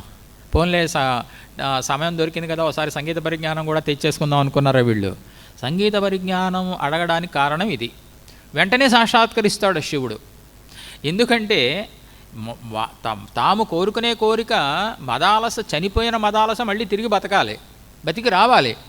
ఎలా వస్తుంది అది? ఎవరికి సాధ్యం? అది పరమేశ్వరుడికే సాధ్యం. అది కాబట్టి పరమేశ్వరుణ్ణి సంతృప్తిపరచాలంటే చక్కని ఉచ్చారణతో, చక్కని గీతాలతో అతడిని సంతోషపెట్టాలి. అందుకని ముందుగా సరస్వతీదేవిని ఆరాధించి ఆమె అనుగ్రహంతో సంగీత పరిజ్ఞానాన్ని పొందారు వీళ్ళు. ఎందుకు సంగీత పరిజ్ఞానం అంటే ఇది కారణం. తతః కాలేన మహతా స్తూయమానో వృషధ్వజః తుతోష గీతకైస్తౌ చ ప్రాహ సంగృహ్యతాం వరః. వృషభధ్వజుడు, ఎద్దు వాహనంగా కలిగినటువంటి ఆ పరమేశ్వరుడు వారి గీతాల చేత మిక్కిలి సంతోషించి, ఏం కావాలయ్యా వరం అన్నాడు శివుడు. తతః ప్రణమ్యాశ్వతరః కంబలేన సమంతదా విజ్ఞాపయన్ మహాదేవం శితికంఠముమాపతిం. తన సోదరుడితో కూడుకున్నటువంటి అశ్వతరుడు ఉమాపతి మహాదేవుడికి ఈ విధంగా విన్నపించాడు. విన్నవించుకున్నాడు. ఏమన్నాడు? యది నౌ భగవన్ ప్రీతో దేవదేవ త్రిలోచన తతో యథాభిలషితం వరమేనం ప్రయచ్చనౌ. ఓ దేవదేవుడా, 3 కన్నులు కలిగినవాడా, అంటే అమితమైన శక్తులు కలిగినవాడా. 3 కన్నులు ఉన్నాయంటే ఇంక అమితమైన శక్తులు, ఇంక ఆయనకి మించినవాడు ఎవడూ లేడు. భగవత్స్వరూపుడా, మాయందు నీకు ప్రీతి కలిగినట్లయితే మేము కోరుకునే వరమును మాకు ఇమ్ము. ఏమిటి వరం? మృత కువలయాశ్వస్య పత్నీ దేవ మదాలసా తేనైవ వయసా సద్యో దుహితృత్వం ప్రయాతు మే. నాకు మదాలస కూతురుగా పుట్టాలి. ఆమె చనిపోయేటప్పుడు ఎంత వయసు ఉన్నదో, ఎంత రూపం ఉన్నదో, ఏ విధంగా ఉన్నదో, ఎంత జ్ఞానం ఉన్నదో అటువంటి కుమార్తె నాకు. ఇప్పుడు ఏదో చిన్నపిల్ల కాదు పుట్టడం, అంతే వయసులో, అంతే జ్ఞానంతో, అంతే రూపంతో, అంతే మనస్సుతో నాకు ఉద్భవించాలి. ఈశ్వర్ ఆమె యోగిని మరియు యోగమాత కావాలి. చూడండి, గమనించాలి ఈ మాట. యోగిని యోగమాత చ జాయతాం వచనాత్తవా. ఆ యోగిని కావాలి, యోగమాత కావాలి. అందుకని తర్వాత తన పుట్టిన కొడుకులకి వేదాంతాన్ని ఉపదేశిస్తుంది. వస్తుంది కథలో. ఎందుకు వేదాంతాన్ని ఉపదేశించింది ఆమె? 4 కొడుకులు పుడితే 3 కొడుకులని సన్యాసాశ్రమం వైపు తీసుకెళ్లేటట్టుగా చేసింది ఆమె. వాళ్ళు రాజ్యాన్ని వదిలిపెట్టేశారు. హితబోధ చేసింది, వేదాంతోపదేశం చేసింది. ఒకానొక సందర్భంలో అసలు భర్తకు నచ్చలేదు కూడా ఋతధ్వజుడికి. ఎందుకంత చేయగలిగింది? ఒక స్త్రీ ఇంత పని ఎలా చేసింది? బ్రహ్మజ్ఞాన సంపన్నురాలు అయితేనే కదా. నాకు ఆత్మజ్ఞానాన్ని ప్రసాదించు, ఆత్మజ్ఞానాన్ని ప్రసాదించంటే ఎవరు పడితే వాళ్ళని అడిగేస్తే ఆయన ఆత్మజ్ఞానం ప్రసాదిస్తాడు. ఆయనకి తెలిస్తే కదా, అది ఆయనకి తెలిస్తే కదా మని చెప్తాడు. ఈ లెక్కకి కాస్త లెక్క చెప్పరా అని అడిగాడు. వాడికి అందులో చిన్న విషయం కూడా తెలియదు. ఇంత పెద్ద లెక్క తీసుకెళ్ళి నాకు చెప్పవా అని అడిగితే ఏం చెప్తాడండి ఆయన? కాబట్టి ఈమె ఆత్మజ్ఞానం ఉపదేశించింది కొడుకులకి.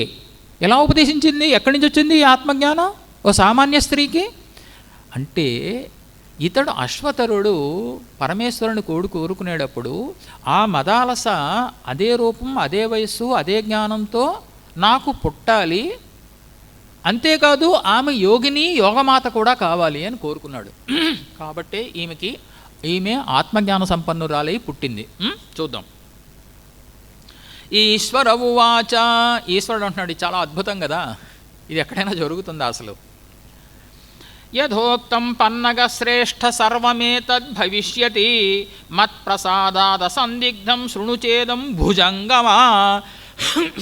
భుజంగమా అంటే సర్పం, భుజాలతో నడిచేది అని, పాకుతుంది కదా, అందుకని దానికి భుజంగమా అని పేరు వచ్చింది. భుజాలతో, బాహువులతో నడిచేది కాబట్టి భుజంగమా అని పేరు వచ్చింది. ఓ భుజంగమా, ఓ సర్పమా, నీవడిగినంతా నేను ఇస్తున్నానయ్యా. ఒక్క విషయాన్ని మాత్రం నేను చెప్పే జాగ్రత్తగా విను. ఏమిటి? శ్రాద్ధావసానే ప్రాశ్నీథ మధ్యమం పిండమాత్మన కామం చేమామనుధ్యాయన్ కురుత్వం పితృపూజనం.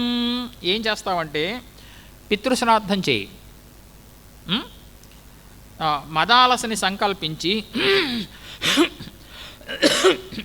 పితృశ్రాద్ధం, తండ్రి చేయవలసినటువంటి శ్రాద్ధకర్మను ఆచరించు. శ్రాద్ధకర్మను ఆచరించినప్పుడు 3 పిండాలలో మధ్యలో ఉన్న పిండం ఉంటుంది కదా, ఆ పిండాన్ని భక్షించు. ఈ విధంగా చేస్తూ పితృకార్యాన్ని నెరవేర్చు. ఓ ఈశ్వరుడు చెప్తున్నాడు అశ్వతరుడితో, ఓ అశ్వతరుడా ఈ విధంగా చేయి. తత్క్షణాదేవ సా శుభ్రూర్భవతో మధ్యమాత్ఫణాత్. అదే క్షణంలో నువ్వు ఆ మధ్యమ పిండం తిన్నావో లేదో ఆ క్షణంలో అందమైన కనుబొమ్మలు కలిగి మంగళస్వరూపిణి అయి ప్రాణత్యాగ సమయంలో ఎట్టి స్వరూపమున్నదో అట్టి స్వరూపము కలిగిన ఆ మదాలస నీ మధ్య భాగమందలి పడగ నుండి పుట్టును. పడగ కదా, సర్పం కదా, నీ మధ్య భాగమందలి పడగ నుంచి ఆమె పుడుతుంది. స్వయమేవ ఉపభుంజస్వ తతసర్వం భవిష్యతి. నీవి ప్రకారంగా స్వయంగా పిండాన్ని భుజించాలి సుమా. తప్పక నీ మధ్య భాగమును మధ్య భాగమందలి పడగ నుండి పుట్టును. ఇది నిజము, జరుగును. ఏతచ్ఛ్రుత్వా తతస్తౌతు ప్రణిపత్య మహేశ్వరం రసాతలమనుప్రాప్తౌ పరితోష సమన్వితౌ. పరమేశ్వరుని మాటలు విని కమ్మలుడు అశ్వతరుడు మహేశ్వరునికి నమస్కరించి సంతోషంతో నిండిన వారే పాతాళలోకానికి వచ్చేశారు. ఇప్పుడు శ్రాద్ధ కార్యాన్ని నెరవేర్చాలి. తథాచ కృతవాన్ శ్రాద్ధం సనాగః కంబలానుజః పిండంచ మధ్యమం తద్వత్ యథావదు ఉపభుక్తవాన్. మహేశ్వరుడు చెప్పినట్లుగానే అన్నగారైనటువంటి కంబలునితో ఈ అశ్వతర నాగరాజు శ్రాద్ధకర్మను ఆచరించి మధ్యమ పిండాన్ని యథోక్త ప్రకారంగా భుజించెను. ఉపభుక్తే తతః పిండే తస్య సా తనుమధ్యమ జజ్ఞే నిశ్వసత సద్యస్తద్రూప మధ్యమాత్ ఫణాత్. ఇతను మధ్యమ పిండం భుజించాడో లేదో అందమైన నడుము కలిగిన మదాలస బుసలు కొడుతూ మధ్యమ పడగ నుండి పుట్టెను. బుసలు కొడుతూ, సర్పం కదా, బుసలు కొడుతూ ఆ మధ్యమ భాగము నుండి పడగ నుండి పుట్టేసింది మదాలస. వాళ్ళ స్వేచ్ఛారూపం కలిగినటువంటి వాళ్ళందరూ కూడా వాళ్ళకున్న శక్తులు సామాన్యమైనవి కాదు. అందుకే మీరు మన చదువుకున్న దాంట్లో నాగకుమారులు మానవ రూపంలో వచ్చి ఇతనితో విహరిస్తున్నారు.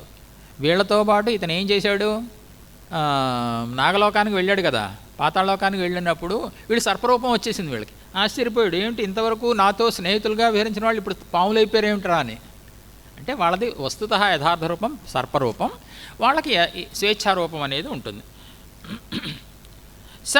చాపి కథయామాస కస్యచిత్ స భుజంగమః అంతరగృహే తాం సుదతీం స్త్రీభిర్గుప్తామధారయతు. పన్నగ శ్రేష్ఠుడు అశ్వతరుడు ఎవరికీ ఈ విషయం చెప్పలా, ఎవ్వరికీ తెలియదు, ఉన్నట్టుండి పుట్టింది కదా, ఎవ్వరికీ చెప్పకుండా అందమైన పళ్ళ వరుస కలిగినటువంటి ఆ మదాలసను అంతఃపుర స్త్రీల రక్షణలో ఉంచెను.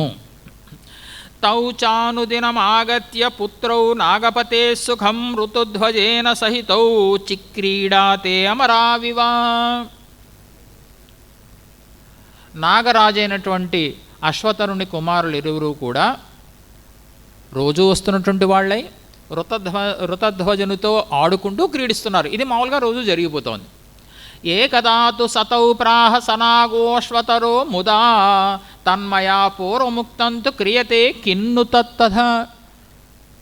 మీకేం చెప్పాను నేను, తండ్రి అంటున్నాడు. ఒక్కసారి ఆ ఋతధ్వజుడిని కువలయాసుడిని మన ఆశ్రమాన్ని మన ఇంటికి తీసుకురండి అయ్యా అని చెప్పి ఇన్నిసార్లు చెప్పినా ఒక్కసారి నా మాట ఎందుకు వినిపించుకోరయ్యా మీరు. స రాజపుత్రో యువయోరుపకారీ మమాంతికం కిన్ను నానీయతే వత్సౌ ఉపకారాయ మానదః. ఇప్పుడు మీ ఇరువురికి ఉపకారం చేశాడని చెప్పి మీరే అంటున్నారు కదా, మరి అతడికి ఉపకారం చెయ్యొద్దా? నా దగ్గరికి ఎందుకు తీసుకురావట్లేదు మీరు? తీసుకురమ్మని చెప్పినా కూడా తీసుకురావట్లేదు ఏమిటయ్యా? ఏవముక్తౌ పునస్తేన పుత్రౌ స్నేహవతాతు తౌ గత్వా తస్య పురం సఖ్యూరేమాతే తేన ధీమత. స్నేహితులిద్దరూ కూడా తండ్రి చెప్పాడు తీసుకురండి వెంటనే అన్నాడు. ఏం జరిగిందో వాళ్ళకి తెలియదు. మదాలస వచ్చి అంతఃపుర గృహంలో ఉన్నది అనే విషయం వాళ్ళకి తెలియదు. ఏం చేశాడు, ప్రేమతో తండ్రి పలకగా కుమారులిద్దరూ వెళ్ళి స్నేహితుడైనటువంటి రాకుమారి పట్టణానికి వెళ్ళి అతనితో క్రీడిస్తూ కొంతసేపు అయిన తర్వాత మా ఇంటికి రమ్ము అని అన్నారు వాళ్ళు. ఎవరు? నాగకుమారులు ఒకసారి మా ఇంటికి రమ్ము అన్నారు. చిన్నగా కోపం వచ్చింది ఎవరికి? ఋతధ్వజుడికి. ఏమన్నావు? మా ఇంటికి రెండా? మరి ఈ ఇల్లు ఎవరిది?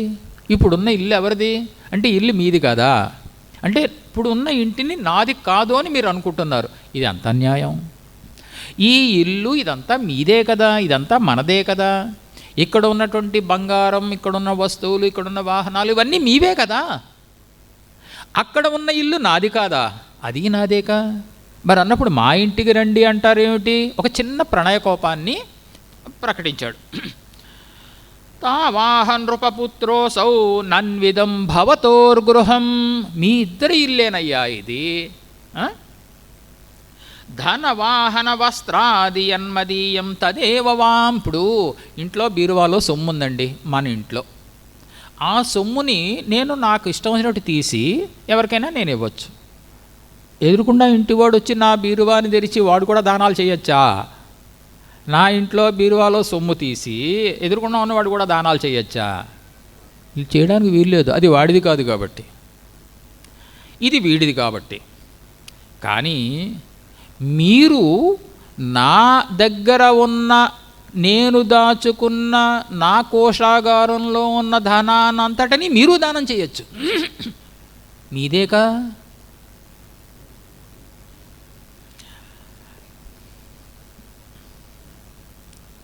ఏతావతాహం దైవేన వంచితోస్మి దురాత్మన.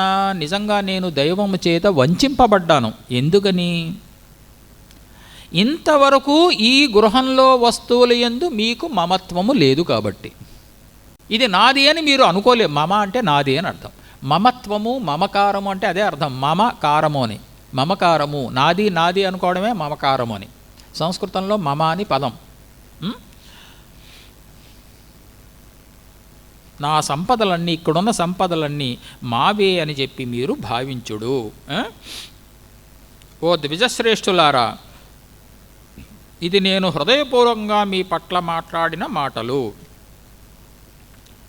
తత స్నేహార్ద్రవదనౌ తావుభౌ నాగనందనౌ ఊచతుర్నృపతే పుత్రం కించిత్ ప్రణయకోపితం.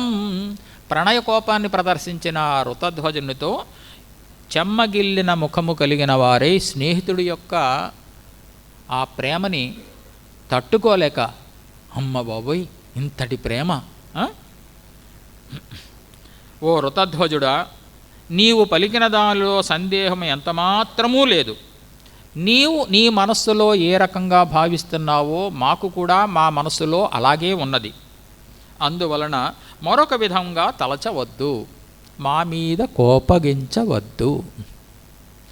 కింత్వావయో సమం పిత్రా ప్రోక్తమే తన్మహాత్మన ద్రష్టుం కువలయాశ్వం తమిచ్ఛామీతి పునః పునః.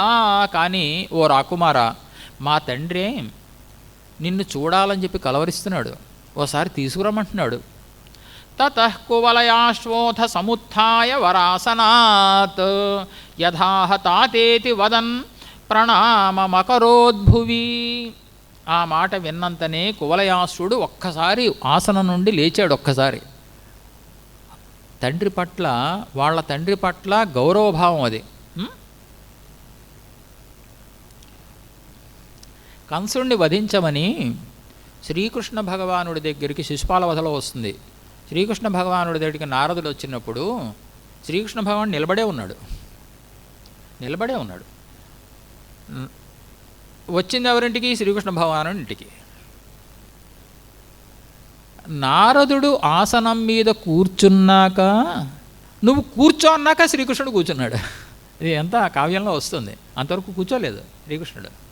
అంటే అతిథి సపర్యలు ఏ రకంగా చెయ్యాలి అన్నది కావ్యాలు మనకు నేర్పుతాయి. మన దైనందిన జీవితంలో మనం ఆచరించవలసిన విధానం. ఓసారి ఎక్కడో కూడా వస్తుంది, ఇంటికి బాలుడు వచ్చినా, చిన్న పిల్లవాడు అతిథిగా వచ్చినా దేవుడితో సమానం. అతిథి దేవో భవాన్లా, చిన్న పిల్లవాడైనా దేవుడితో సమానం. అతడిని సంతృప్తిపరిచి పంపాలి. నీ చేతిలో ఉన్నది చిన్న పిసరంతా, లేనిదే ఇవ్వమని ఎవరూ చెప్పరు. లేనిది ఎక్కడ వస్తుంది? మనమేం సృష్టించగలమా? ఉన్నదే ఉన్న దాంట్లో కాస్త ఇవ్వచ్చు. ఏదో ఒకటి ఉందిగా, అసలు లేనిదా? అసలు లేనివాడివా నువ్వు? ఎంతో కొంత ఉన్నవాడివేకా. ఎంతో కొంత ఉన్న దాంట్లో ఎంతో కొంత పిసరంత ఇవ్వచ్చుగా. కాబట్టి ఎంత గొప్పటి అంటే ఉత్తమాసనం నుండి లేచి మీ తండ్రి గారు చెప్పినట్లే చేసేదము అని చెప్పి బయలుదేరారు. జడవువాచ, సుమతి చెప్తున్నాడు తన తండ్రికి, ఏవ ముక్త్వా యయౌ శోధ సహతాభ్యాం నృపాత్మజః. ఈ విధంగా పలికి రాకుమారుడైన కువలయాశ్వుడు ఆ ఇరువురు నాగకుమారులతో బయలుదేరి పుణ్యనది అయినటువంటి గౌతమిని చేరిరి. ఆ నదీ తీరమందే వారి గృహము, పాతాళలోకం. తతశ్చాకృష్య పాతాళం తాభ్యాన్నీతో నృపాత్మజః. రాకుమారుని చేయి పట్టుకుని మా ఇంటికి రా అని చెప్పి పాతాళలోకాన్ని తీసుకెళ్తారు. ఇంటికి తీసుకెళ్ళేటప్పుడు చేయి పట్టుకుని అది కూడా చూడండి ఎంత ఔచిత్యమో. తనని తీసుకెళ్ళాడు అనొచ్చు కదా. వ్యాసుడు పదం చూడండి. తతశ్చాకృష్య, చేపట్టుకుని. మన ఇంటికి ఎవరైనా అతిథిని తీసుకెళ్తున్నాం అనుకోండి, వాడు రాడా వెనకాల వస్తున్నవాడేగా చేయి పట్టుకోవాలా అంటే చేయి పట్టుకుని లోపలికి తీసుకెళ్ళడం అనేది ఎంత మర్యాదకి సూచకము అని చెప్పడంలో వ్యాస మహాముని యొక్క తాత్పర్యం. వ్యర్థంగా ఒక్క పదం కూడా ఉండదు. మీరు భగవద్గీతలో చదవండి ఎప్పుడైనా, అర్జునుడిని సంబోధించే పదంలో కానీ శ్రీకృష్ణుడిని అర్జునుడు సంబోధించే పదంలో కానీ పదాలు మారిపోతూ ఉంటాయి. అర్జునుడు శ్రీకృష్ణుని సంబోధించేటప్పుడు ఆ నామాలు వేరువేరుగా ఉంటాయి. అలాగే కృష్ణుడు అర్జునుడిని సంబోధించే పదాలు కూడా వేరువేరుగా ఉంటాయి. ఎందుకు? ఎక్కడో అర్థం ఉంటుంది. అది అర్థం లేకుండా ఎప్పుడూ పదప్రయోగం ఉండదు. అంత గొప్ప పదప్రయోగాలు మరి అది కూడా వ్యాసుడు రచించిందే కదా.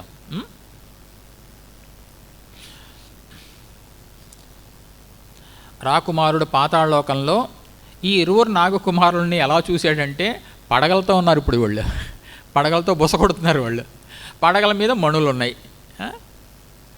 స్వస్తిక చిహ్నాలు ఉన్నాయి. ఇవన్నీ చూసి ఆశ్చర్యపడి వారి ఇద్దరిని చూసి, ఓ బ్రాహ్మణ శ్రేష్ఠులారా చాలా బాగుందయ్యా అని చెప్పి కౌగిలించుకున్నాడు. ఎవరిని? సర్పాలని. ఇక్కడ వచ్చేటప్పుడు సర్పరూపం వచ్చేసింది కదా. అక్కడ దాకా ఉన్నప్పుడేమో తన మానవ రూపం, ఇక్కడికి వచ్చేటప్పుడు సర్పాలు పగలల్లా పాకుతున్నాయి అన్నమాట. పడగలెత్తి కౌగిలించుకుని, స్నేహితులు కదా, కౌగిలించుకుని వెళుతున్నారన్నమాట. తన తండ్రికి చెప్పారు, నాన్న తండ్రి వచ్చారు, మన ఋతధ్వజుడు కువలయాసుడు వచ్చాడు అని.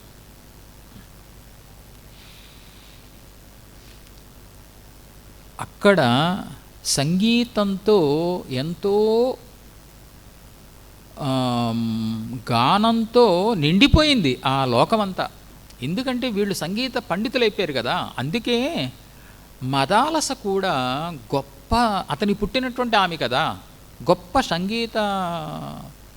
సంగీతం తెలిసినటువంటి ఆమె, మంచి ఎంతో చక్కగా మాట్లాడుతుంది. ఆ మదాలస పాట అనేది ఎంతో గొప్పగా ఉంటుందని నిన్న ఎప్పుడో ఒకసారి మన ధర్మాధికారి గారి భార్య కూడా అన్నారు. మదాలస వృత్తాంతంలో మదాలస పాట అది ఎంత గొప్పది అని ఎక్కడో ఉన్నట్టుంది. ఇందులో ఈ పురాణంలో లేదు ఆ పాట, అది ఆ విషయం. ఎందుకు మరి ఆమె అంత గొప్పగా మధురంగా ఎందుకు పాడింది అంటే, తన తండ్రికి సంగీత పరిజ్ఞానం అంత గొప్పగా ఉంది కాబట్టి. సంగీత పండితుడికి పుట్టినటువంటి కూతురు కదా. తతః ప్రవిశ్య తే సర్వే నాగరాజ నివేశనం దదృశుస్తం మహాత్మానమురగాధిపతిం స్థితం దివ్య మాల్యాంబరధరం మణికుండలభూషణం. అందరూ కూడా నాగాధిపతిని, అశ్వతరుణ్ణి చూశారు. ఈ నాగకుమారులు, మరి ఋతధ్వజుడు, అశ్వతరుడు అనేటువంటి నాగాధిపతిని చూశారు. ఎలాగంటే బంగారంతో తయారు చేయబడి మణి విద్రుమ వైడూర్యాల సమూహంతో నిర్మితమైన ఆసనంలో ఆసీనుడైనటువంటి అశ్వతర నాగరాజుని చూపించారు. ఈయనే మా తండ్రి అని. వీరః కువలయాశ్వోయం పిత్రే చాసౌ నివేదితః తతో ననామ చరణౌ నాగేంద్రస్య ఋతధ్వజః.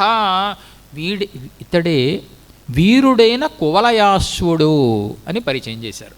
నాన్న ఇతడే మా స్నేహితుడు కువలయాశ్వుడు. నాగేంద్రుని పాదాలకి నమస్కరించాడు. తన తల నాగేంద్రుని పాదాల మీద ఉంచాడు. అతడిని బలవంతంగా పైకి లేవనెత్తి గట్టిగా ఆలింగనం చేసుకుని తల మీద ముద్దు పెట్టుకుని చిరంజీవ అన్నాడు.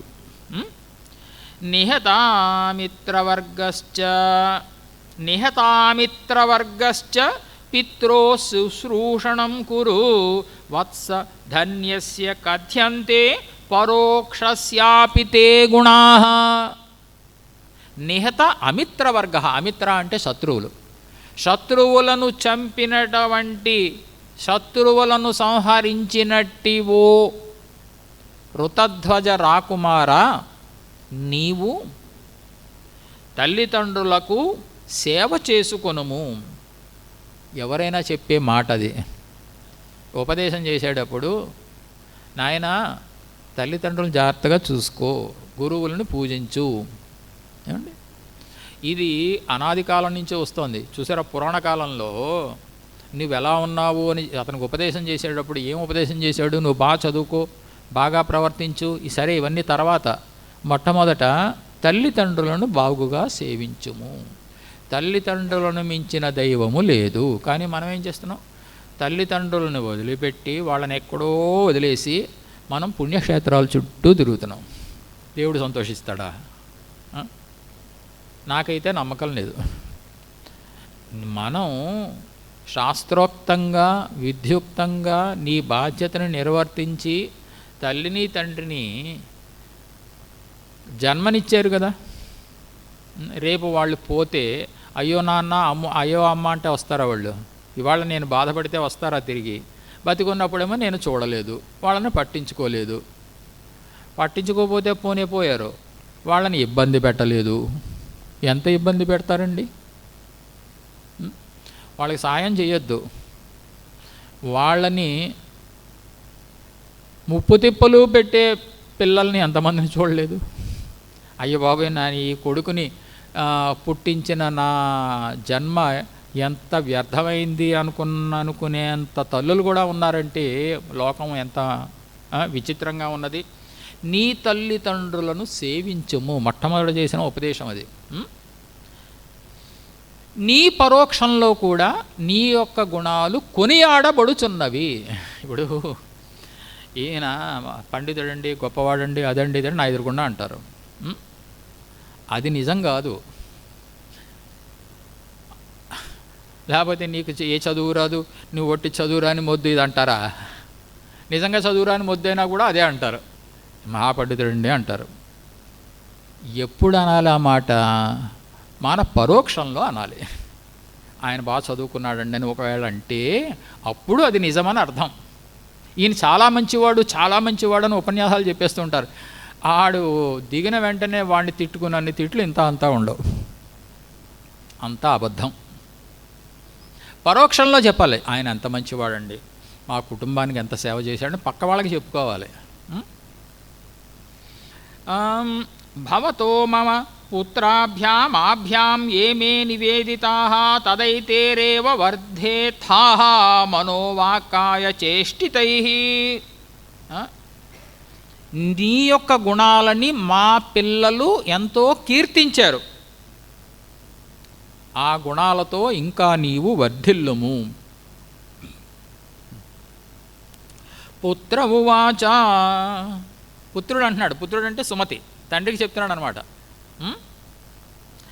ఏవముక్త్వా సతం వీర్యం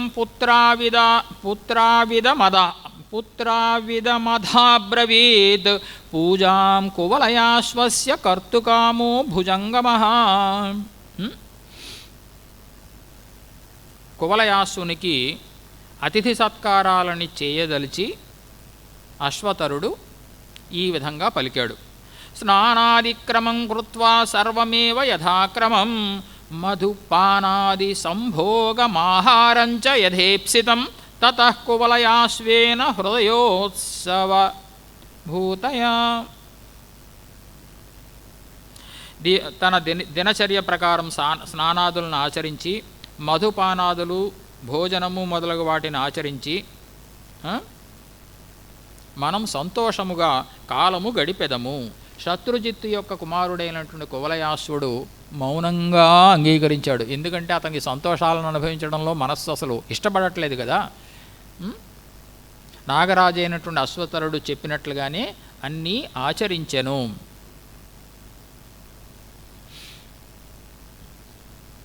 నాగకుమారులు ఈ రాకుమారుడు నాగరాజును సేవిస్తూనే ఉన్నారు. ఒకసారి నాగరాజు రాకుమారుడితో అంటున్నాడు, తవ భద్ర సుఖం బ్రూహి గేహమభ్యాగతస్య యత్ కర్తవ్యముసృజాశంకాం పితరీవ సుతోమయి. ఓ మంగళస్వరూపుడా, మా ఇంటికి అతిథిగా వచ్చావు నువ్వు, నేను నీకు ఏ సుఖాన్ని చేయాలి, నీకు ఏం చేయాలో చెప్పు నాయనా, ఏం చేస్తే నీకు సంతోషం కలుగుతుందో చెప్పు, అది చేస్తాను. తండ్రి పట్ల కుమారుడు ఆచరించినట్లుగా నా పట్ల ఆచరించవయ్యా. మనకి తండ్రి దగ్గరికి వెళ్ళి ఏది ఉంటే అది లాక్కుంటాం మనం, మళ్ళీ ఆ చనువు ఎవరి దగ్గర ఉండదు. నా దగ్గర కూడా అలా ఉండవయ్యా. హిరణ్యం వా సువర్ణం వా వస్త్రం వాహనమాసనం యద్వాభిమతమత్యర్థం దుర్లభం తచ్ఛృణుష్వ మా. బంగారమా చెప్పు, వెండ, వస్త్రమా, వాహనమా, ఆసనమా, లేదా నీకు ఇష్టమైంది ఏదో చెప్పయ్యా. తెలుసు కదా ఇతనికి ఇది ఏది ఇష్టమైంది నీకు తెలియదా? అది అక్కడ ఉండనే ఉంది, అంత తొందరగా చెప్తాడా? నీకు ఇష్టమైంది ఏదో చెప్పయ్యా. దుర్లభమని నీవు భావించిన నన్ను అడుగుము. కువలయాశ్వవాచ భవత్ప్రసాదాద్ భగవన్ సువర్ణాది గృహే మమ పితురస్తి మమాద్యాపి నకించిత్ కార్యమీదృశై. ఓ పూజ్యుడా, మీ అనుగ్రహం చేత మా తండ్రి గారి ఇంట సువర్ణాదులు అన్నీ ఉన్నవి. మీ అనుగ్రహం చేత ఏమైనా ఆయన అనుగ్రహిస్తే వచ్చాయి ఆ సువర్ణాదులు. కానీ మాటలు ధోరణి మా ఇంట్లోనూ ఉన్నాయిలేండి అని అన్నం కాకుండా ఆయన సువర్ణాదులు తీసుకోండి అన్నాడు. ఎందుకంటే మా ఇంట్లోనూ ఉన్నాయండి అని అనేస్తే ఏమవుతుంది, అవతలవాడ మనస్సు కొంచెం బాధపడుతుంది. అయ్యా స్వామి, మీ అనుగ్రహంతో మేము కూడా ఆ ధన సంపదలతో ఉన్నాము. తాతే వర్షసహస్రాయు శాసతీమాం వసుంధరాం తథైవ త్వయి పాతాళం నమే యాంత్యోన్ముఖం మనః. యాచించాలని నా మనసు ఇష్టపడుట లేదు. నా తండ్రి 1000 సంవత్సరాలు భూమిని పరిపాలిస్తూ ఉండగా, నా తండ్రి వంటి నీవు పాతాళ లోకాన్ని పరిపాలిస్తూ ఉండగా నేను యాచించుట ఎందులకు? ఎవని తండ్రి జీవించి ఉంటాడో వాడు అదృష్టవంతుడు. తండ్రి లేనివాడు అంతకంటే అధన్యుడు, అభాగ్యుడు ఇంకొకడు ఉండడు. తల్లిదండ్రులు జీవించి ఉన్న కొడుకే నిజమైనటువంటి ధన్యుడు.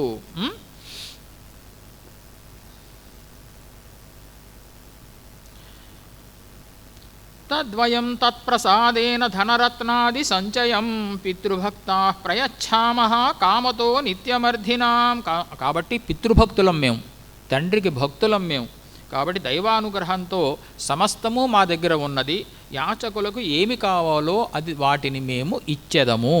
పుత్ర ఉవాచ ఇత్యేవం ప్రసృతం వాక్యముక్తః పన్నగ సత్తమః ప్రాహ రాజసుతం ప్రీత్యా పుత్రయోరుపకారిణం. రాకుమారుడు ఈ విధంగా పలుకగా తన కుమారులకు ఉపకారాన్ని ఆచరించే స్వభావంతో రాకుమారునితో ప్రీతితో అశ్వతరుడు ఈ విధముగా పలికెను. నాయనా, నా వల్ల నీవు రత్న సువర్ణాదులను పొందడానికి ఇష్టపడుట లేదు, తెలిసిపోయింది. మరి నీకేమిష్టమయ్యా? నీకేం కావాలో చెప్పయ్యా, దానిని నేను నెరవేరుస్తాను. కువలయాశ్వవాచ భగవంస్త్వత్ప్రసాదేన ప్రార్థితస్య గృహే మమ సర్వమస్తి విశేషేణ సంప్రాప్తం తవ దర్శనాత్. నీ అనుగ్రహం చేత నీవు ఇస్తానన్నవి అన్నీ ఉన్నాయ్యా, నాకేమి కావాలి? మీ యొక్క అవయవస్పర్శ లభించింది, నన్ను కౌగిలించుకున్నావు నువ్వు. ఓ అశ్వతర నాగరాజా, నన్ను నీవు కౌగిలించుకున్నావే, నీ అవయవస్పర్శ కలిగిందే గురువు. అందుకే గురువు ఎప్పుడు భుజం మీద తడతాడు అని చెప్పి మనం ఎదురు చూడాలి. గురువు తన మీద శిరస్సు మీద తల వేసి భుజం మీద తట్టాడు అంటే మన జన్మ సార్థకమైనట్టే. ఎందుకు తడతాడు? నీ మీద ఇష్టం ఉంటే, నీవు నిజమైన భక్తుడు అయిన ఆయన అనుకుంటే. అది మనం కోరితే రాదు, ఆయన అనుకుంటే వస్తుంది. నీ అవయవస్పర్శ నన్ను కౌగిలించుకున్నావు, నీ అవయవస్పర్శ చేత నేను ధన్యమైనాను. నా శిరస్సు మీద నీ పాదధూళి పడింది. శిరస్సు పెట్టాడు కదా పాదాల మీద, నీ పాదధూళి పడింది నా శిరస్సు మీద. కావ్యంలో వర్ణిస్తాడు ఏంటంటే, పార్వతీ అమ్మవారి యొక్క శిరస్సు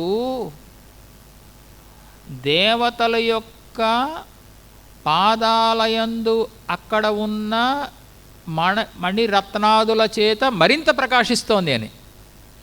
అంటే వీళ్ళు ఏం చేశారంటే, పార్వతీదేవి కాళ్ళకి దేవతలు మొక్కారు. వీళ్ళు ఆ కిరీటాలు ధరిస్తారు కదా దేవతలు, ఆ కిరీటాల యొక్క కాంతులు ఆమె కాళ్ళ మీద ప్రసరించే. అంటే ఆమె కాళ్ళని స్పృశించారు అని చెప్పడానికి కావ్యంలో ఒక వర్ణన. ఇక్కడేం చెప్తున్నాడు? నీ పాదధూళి నా శిరస్సు మీద పడింది, ఓ నాగరాజా, ఇంతకంటే నాకు అదృష్టం ఏం కావాలి? నాకు అన్నీ సిద్ధించినట్టే, ఇక నాకు సిద్ధించవలసింది ఏమీ లేదు, నేను కోరదగినది ఏదూ లేదు. ఒకటి మాత్రం కోరుకుంటాను, ఏంటంటే నా పుణ్యకర్మల సంస్కారము అట్లే ఉండుగాక, నేను ఏమీ పాపకర్మలని చేయకుండా ఉండుగాక. ఇది ఒకటి నువ్వు నన్ను అనుగ్రహించు చాలు, ఇంతకంటే నాకు అవసరమైంది ఏమీ లేవు. అశ్వతరౌవాచ ఏవం భవిష్యతి ప్రాజ్ఞ తవ ధర్మాశ్రితామతి. అశ్వతరుడు అంటున్నాడు, ఓ రాకుమారా, నీవన్నట్లే కాగలదు, నీ బుద్ధి ఎప్పుడూ ధర్మాన్ని ఆశ్రయించే ఉంటుంది. నీవు చెప్పినది నిజము, సమస్త భోగాలని అనుభవించడం అనేది మన పుణ్యకర్మల ఫలమే. మనం పుణ్యకర్మలు చేసుకుంటే సంతోషాన్ని అనుభవిస్తాం. ఒకడికి ₹1 దానం చేసామనుకోండి, మనకి దానం చేసిన మరుక్షణమే నాకు ఫలితం కనిపించలేదని అనుకోకూడదు. దానికి ఒక క్రమం ఉంటుంది, దేవుడు చూస్తాడు. మనం బుద్ధిపూర్వకంగా చేసామా లేదా అనే విషయం కూడా చూస్తాడు. బుద్ధిపూర్వకంగా చేయాలి, శాస్త్రోక్త ప్రకారంగా ఆ వేద పండితుడికి ₹1 దానం చెయ్యాలి. మనం దానం పట్టే వేద పండితుడు దొరికాడని చెప్పి ఆనందపడాలి మనం. అంతేగాని ఎప్పుడూ కూడా ₹10 దానం చేసి చులకనగా మాత్రం ఎప్పుడూ చూడకూడదు. నాకంటే తక్కువవాడు దానం పట్టాడు, నేనంత గొప్పవాడు నేను ఎప్పుడూ గర్వంతో ఉండకూడదు. అతడికంటే ఎప్పుడూ నేను తక్కువవాడినే అని చెప్పి మీరు భావించాలి. అందుకనే హిర్యాధేయం భియాధేయం, సిగ్గుపడుతూ దానం చేయాలని, సిగ్గుపడుతూ దానం చేయాలని ఉపనిషత్తే చెప్తోంది. సిగ్గుపడుతూ దానం చేయడం ఏమిటి అంటే, ఇంతకంటే నేను ఇవ్వలేకపోయాను అని చెప్పి. అందుకనే అంటారు, అయ్యా నేను ఇంతే ఇచ్చుకోదలిచాను. వాడు ఏమిటో పెద్ద ఇల్లు రాసి ఇచ్చేస్తాడు. అలా ఇచ్చిన వాళ్ళు చాలామంది ఉన్నారు, పెద్ద ఇల్లు భూదానం చేసిన వాళ్ళు ఉన్నారు. అయ్యా స్వామి నేను ఇంతే ఇవ్వగలిగాను, ఇంతకంటే నేను ఇవ్వలేకపోయానని చెప్పి అంటూ ఇస్తారు వాళ్ళు. కాబట్టి నిజమే అయినా కూడా తథాప్యవశ్యం మద్గేహమాగతేన త్వయాధునా గ్రాహ్యం యన్మానుషే లోకే దుష్ప్రాపం భవతో మతం. నిజమే, నీకు ఇష్టమైనవంటూ నీవు కోరదగినవంటూ ఏమీ లేవు అన్నావు, కానీ మా ఇంటికి వచ్చావుగా. మానవలోకంలో దుర్లభమైనది ఏదైనా ఉంటే దాన్ని చెప్పు, అది నేను ఇస్తాను. పుత్ర ఉవాచ తస్య తద్వచనం శ్రుత్వా సతదా నృపసందనః ముఖావలోకనం చక్రే పన్నగేశ్వరపుత్రయోః. అశ్వతరుడు చెప్పినటువంటి మాటలు విన్నాడు ఋతధ్వజుడనే రాకుమారుడు. ఒకసారి తన స్నేహితులను ఒకవైపు చూశాడు. నాగకుమారులు అంటే నాగకుమారులకు తెలుసు కదా, తనకి ఇష్టమేదో వాళ్ళకి తెలుసు కదా, వాళ్ళు చెప్తారని. తతస్తౌ ప్రణిపత్యోభౌ రాజపుత్రస్య యన్మతం తత్పితు సకలం వీరౌ కథయామాసు తుస్ఫుటం. నాగకుమారులు ఇరువురు కూడా తండ్రికి నమస్కరించి రాకుమారుడికి ఇష్టమేమో వివరించి చెప్తున్నారు. తాతాస్య పత్నీ దయితా శ్రుత్వేమం వినిపాతితం అత్యచదయితాన్ ప్రాణాన్ విప్రలబ్ధ దురాత్మనా. ఓ తండ్రి, తన భర్త చనిపోయాడు అని చెప్పి ఒక దుర్మార్గమైనటువంటి కపటముని మాటలు విని ఇతని భార్య మదాలస ప్రాణాలను విడిచిపెట్టింది. ఒక దుష్టబుద్ధి కలిగినటువంటి ఒక రాక్షసుడు చేసిన పని తండ్రి. ఈమె గంధర్వరాజు యొక్క కుమార్తె మదాలస అనే పేరు కలిగినది. కృతజ్ఞోయం తతస్తాత ప్రతిజ్ఞాం కృతవానిమాం నాన్యా భార్యా భవిత్రీ మే వర్జయిత్వా మదాలసాం. అప్పటి నుంచి ఇతను ప్రతిజ్ఞ చేశాడు, మదాలసని విడిచిపెట్టి నేను ఎవ్వరినీ కూడా కన్నెత్తి కూడా చూడను అని ప్రతిజ్ఞ చేశాడు. వివాహమాడను, ఇంకా ఏ స్త్రీని వివాహమాడను అని ప్రతిజ్ఞ చేశాడు. ద్రష్టుం తాం చారు సర్వాంగీమయం వీరో ఋతధ్వజః తాతవాంఛతి యద్యేతత్ క్రియతే తత్కృతం భవేత్. ఇతనికి ఒక్కటే ఒక కోరుకుంది, మనోహరములైన సమస్త అవయములు కలిగిన తన భార్యని ఒకసారి చూడాలని అనుకుంటున్నాడు. ఇప్పుడు అసంభవమైనా కూడా కోరుకుంటారు కదండి. కోరికకి ఇది సంభవమా అసంభవమా అని ఉంటుందా? ఉంటుంది అలా కూడా. అబేబే దీన్ని నేను కోరుకోను, ఎందుకంటే ఇది సాధ్యం కాదు కదా అనుకుంటారా? అనుకుని కోరుకుంటుందా ఎప్పుడైనా? ఎప్పుడూ ఉండదు. రేపు పొద్దున కోరుకుంటానే అనుకుంటాడా వీడు? కోరిక అనేది సహజంగా వచ్చేస్తుంది, అది ఇచ్ఛ అనేది సహజంగా వచ్చేస్తుంది. కాబట్టి అసంభవమైనా కూడా ఇతడు తన భార్యని ఒకసారి చూడాలని కోరుకొనుచున్నాడు. అశ్వతరువాచ భూతైర్వియోగినో యోగస్తాదృశైరేవ తాదృశః కథమేతద్వినా స్వప్నం మాయాం వా శంబరోదితాం. పంచమహాభూతాలతో ఒకసారి వియోగం పొందిన తరువాత, అంటే మరణించిన తరువాత తిరిగి పూర్వదేహాన్ని చూడడం అనేది సంభవమా? అయితే గీతే ఏం కావాలి? స్వప్నమైనా కావాలి, లేదా శంబరాసురుని యొక్క మాయైనా కావాలి. మాయకు పెట్టిన పేరు కదా ఆయన, శంబరాసురుని యొక్క మాయైనా కావాలి. ఇందులో స్వప్నమైనా కావాలి, మాయ. ఇప్పుడు స్వప్నం అవడానికి వీల్లేదు, వీళ్ళంతా నిద్రపోతున్నారు ఏంటన్నా. స్వప్నం ఎలా అవుతుంది? స్వప్నమైనా కావాలి, మాయైనా కావాలి అన్నాడు అశ్వతరుడు. పుత్రవాచ ప్రణిపత్య భుజంగేశం పుత్ర శత్రుజితస్తతః ప్రత్యువాచ మహాత్మానం ప్రేమలజ్జా సమన్వితః. మాయ అయినా చూడొచ్చు అన్నాడుగా, అంతే కోరిక వచ్చేసింది వృత్తధ్వజుడికి. నమస్కరించి సిగ్గుతో కూడుకున్నవాడే, మాయామయీమప్యధునా మమతాతో మదాలసాం ఎది దర్శయతే మన్యే పరంకృతం అనుగ్రహం. ఓ తండ్రి, పోని మాయారూపంగానైనా ఒక్కసారి మదాలసని చూపించరా? ఇంతకంటే మీరు నాకు చేయదగిన అనుగ్రహము మరొకటి లేదు. ఒక్కసారి మాయారూపమైన మదాలసను ఒక్కసారి చూపించరా? అశ్వతరువాచ, అశ్వతరుడు అంటున్నాడు, తస్మాత్ పశ్యేహ వత్స త్వం మాయాం చేత్ ద్రష్టుమిచ్చసి అనుగ్రాహ్యో భవాన్ గేహే బాలోప్యభ్యాగతో గురు. బాలోపి, బాలుడైనా, అభ్యాగత, అతిథిగా ఇంటికి వస్తే, గురు, గురువుతో సమానం. నీవు కూడా నాకు గురువుతో సమానం, అతిథివి నువ్వు. కాబట్టి నీ యందు నేను అనుగ్రహము చూపతగిన వాడను, నీకు సహాయము చేయతగిన వాడను. నువ్వేమనుకుంటున్నావు? మాయారూపమైన మదాలసని చూడాలి అనుకుంటున్నావు, రా చూపిస్తాను. ఆ గదిలో తీసుకెళ్ళాడు. పుత్రవాచ ఆనయామాస నాగేంద్రో గృహే గుప్తాం మదాలసాం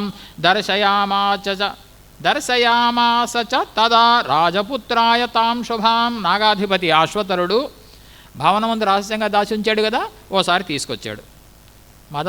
మదాలసిని రాజకుమారుడికి చూపించాడు. ఆశ్చర్యపోయాడు, ఇదేమిటిది, నా భార్య కనిపించింది. తేషాం సమ్మోహనార్థాయ జజల్పచ తతస్ఫుటం. ఇప్పుడు ఇదంతా ఎలా జరిగింది అనడానికి మంత్రాలు ఉచ్చరిస్తున్నాడు. ఉట్టిది అశ్వతరుడు ఏం చేస్తున్నాడు? ఏదో మంత్రాలు ఉచ్చరిస్తున్నట్టు, ఏదో మాయను కల్పించినట్టు. నిజంగానే ఉంది ఆమె అక్కడ. ఏదో మాయను కల్పించినట్టు, అందరికీ ఒక వాతావరణాన్ని కల్పించడానికట్టుగా ఏదో మంత్రాలు ఇవన్నీ పలుకుతూ అందరికీ నమ్మించాడు. నీ భార్య మదాలస అవునా కదా, ఒకసారి చూడు చెప్పు. కాకపోవడం ఏమిటండి, ఈమె నా భార్య మదాలస. జడౌవాచ సదృష్ట్వా తాన్ తదా తన్వీం తక్షణాద్ విగతత్రపః ప్రియేతి తామభిముఖం యయౌ వాచముదీరయన్ నివారయామాస తం నాగసోస్వతరస్త్వరన్. వృతధ్వజుడు చూచినంతనే సిగ్గును విడిచి ప్రియా అంటూ వెళ్ళిపోయాడు దగ్గరికి. ఓ ప్రియురాలా అంటూ మదాలస దగ్గరికి వెళ్ళిపోయాడు. ఆపాడు అశ్వతరుడు. ఆగాగన్నాడు.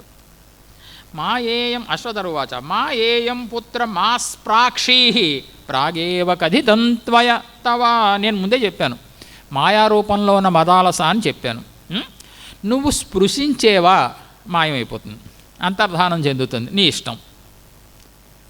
ఒక్కసారి తెలివి తప్పాడు ఆయన.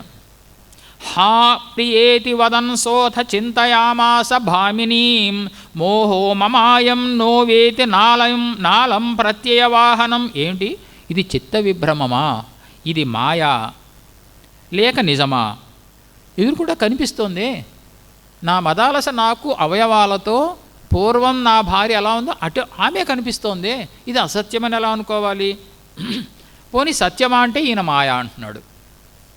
ఓహో మమేత్యహం చేతి బలం ప్రత్యయోర్మహత్ ఏనాహం పాతనోరీణాం వినాశస్త్రం నిపాతితః.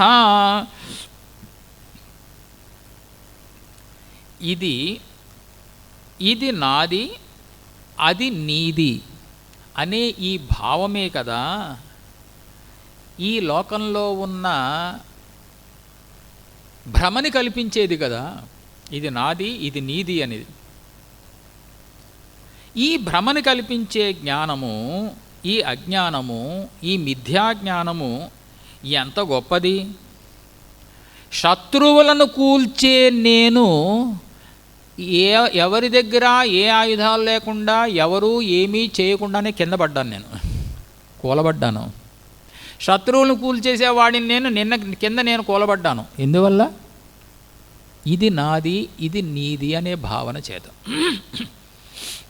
ఇప్పుడు ఈ భావన ఎక్కడెక్కడో వస్తుంది ఇందులో. ఈ భావనే ఇప్పుడు తన ఇంట్లో తన కొడుకు లేదా తన భార్య అనారోగ్యంతో ఉంటే ఎంత దుఃఖిస్తాడు? పక్కింట్లో ఆమె అంత దుఃఖంతో ఉంటే అంత దుఃఖిస్తాడు వీడు. ఎందుకు దుఃఖించడు? నాది అనుకున్నాడు కాబట్టి దుఃఖించాడు. అది నాది అనుకోలేదు కాబట్టి దుఃఖించలేదు. నాది అనుకుంటేనే దుఃఖం కదా. పక్కింట్లో వాళ్ళకి జ్వరం వస్తే వీడు దుఃఖించాడా?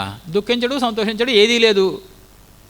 కానీ ఇంట్లో వాళ్ళకి జ్వరం వస్తే దుఃఖించాడు. ఎందుకు దుఃఖించాడు? నాది అనుకున్నాడు కాబట్టి. అంటే నాది అనుకునే జ్ఞానమే గొప్ప దుఃఖానికి హేతువు.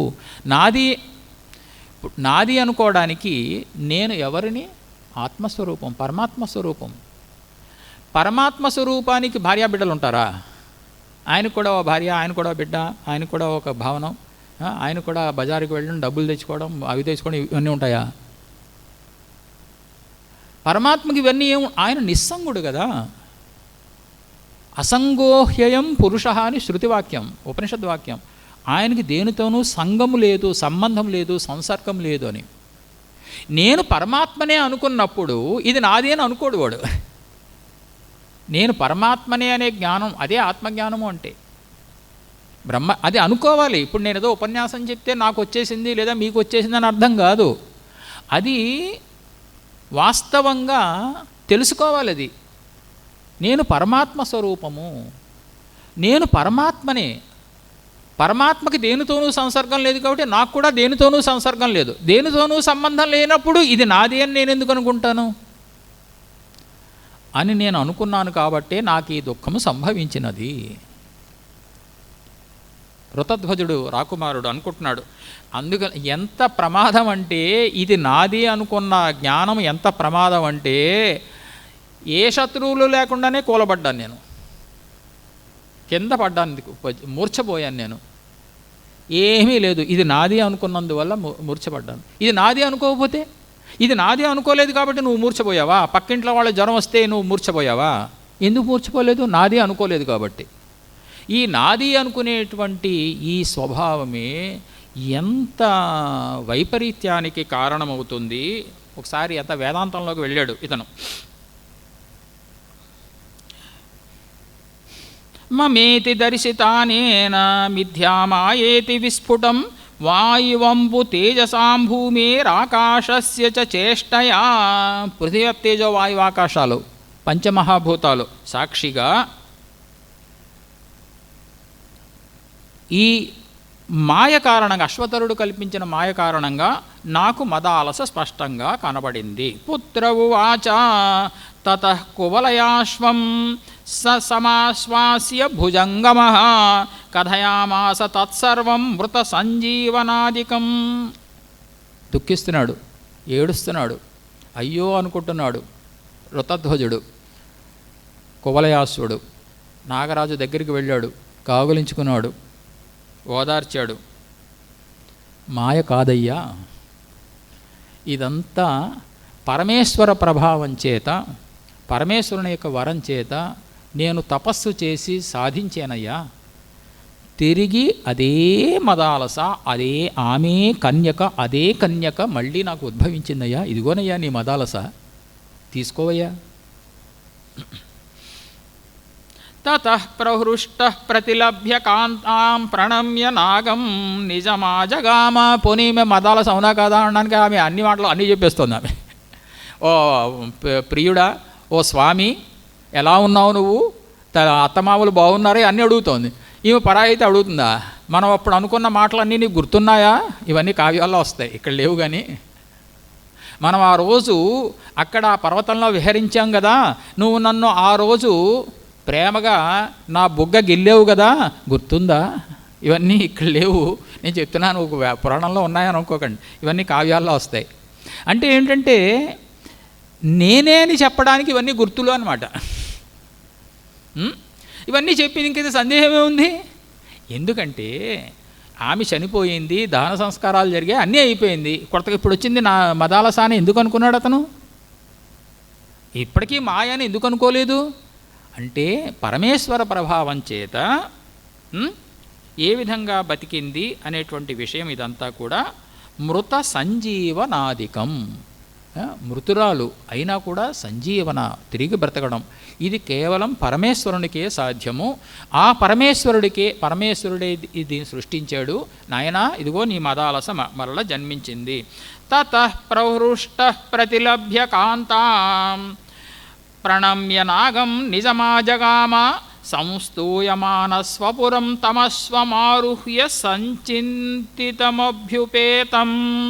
తనకిష్టురాలైనటువంటి భార్య తిరిగి పొందడం చేత కువలయాసుడు చాలా సంతోషించాడు, నాగరాజుకి నమస్కరించాడు. ఆ కువలయాసుడిని అందరూ స్తుతిస్తున్నారు. స్మరణ మాత్రంతోనే గుర్రాన్ని అధిరోహించి భార్యతో సహా తన పట్టణమునకు వెళ్ళెను. శృణుయాద్భక్తిపూర్వం యో నైరంతర్యేణ మానవః వేదఘోషఫలం తేన ప్రాప్తం వై భువి దుర్లభం సంప్రాప్నోతి సుఖం నిత్యం సర్వకామసమన్వితః లోకే చ దుర్లభం తస్య నాస్తి కించిన్న విద్యతే. ఎవరైతే ఈ కువలయాశ్వచరితాన్ని భక్తిపూర్వకంగా వింటారో అతడికి వేదపారాయణ ఫలము సిద్ధించును. వేదపారాయణం చేస్తే ఎంత ఫలమో, ఈ ఉపాఖ్యానాన్ని విన్నంతనే అంత ఫలము. మరి చెప్పినందుకు నాకు ఫలం సిద్ధించదా? చెప్పిన వాడికి ఫలము, విన్న వాళ్ళకి ఫలము. ఎంత పుణ్యం ఇది! వేదవ్యాసుడు చెప్పినది ఎప్పుడూ అసత్యం కాదు, ఇది నమ్మండి. సాక్షాత్తు వేదాలని విభజించినటువంటి 4 వేదాలుగా విభజించినవాడు. వ్యాస అంటే విభజించినవాడు అని అర్థం. అందుకే ఆయనకు వేదవ్యాసుడు అని పేరు వచ్చింది.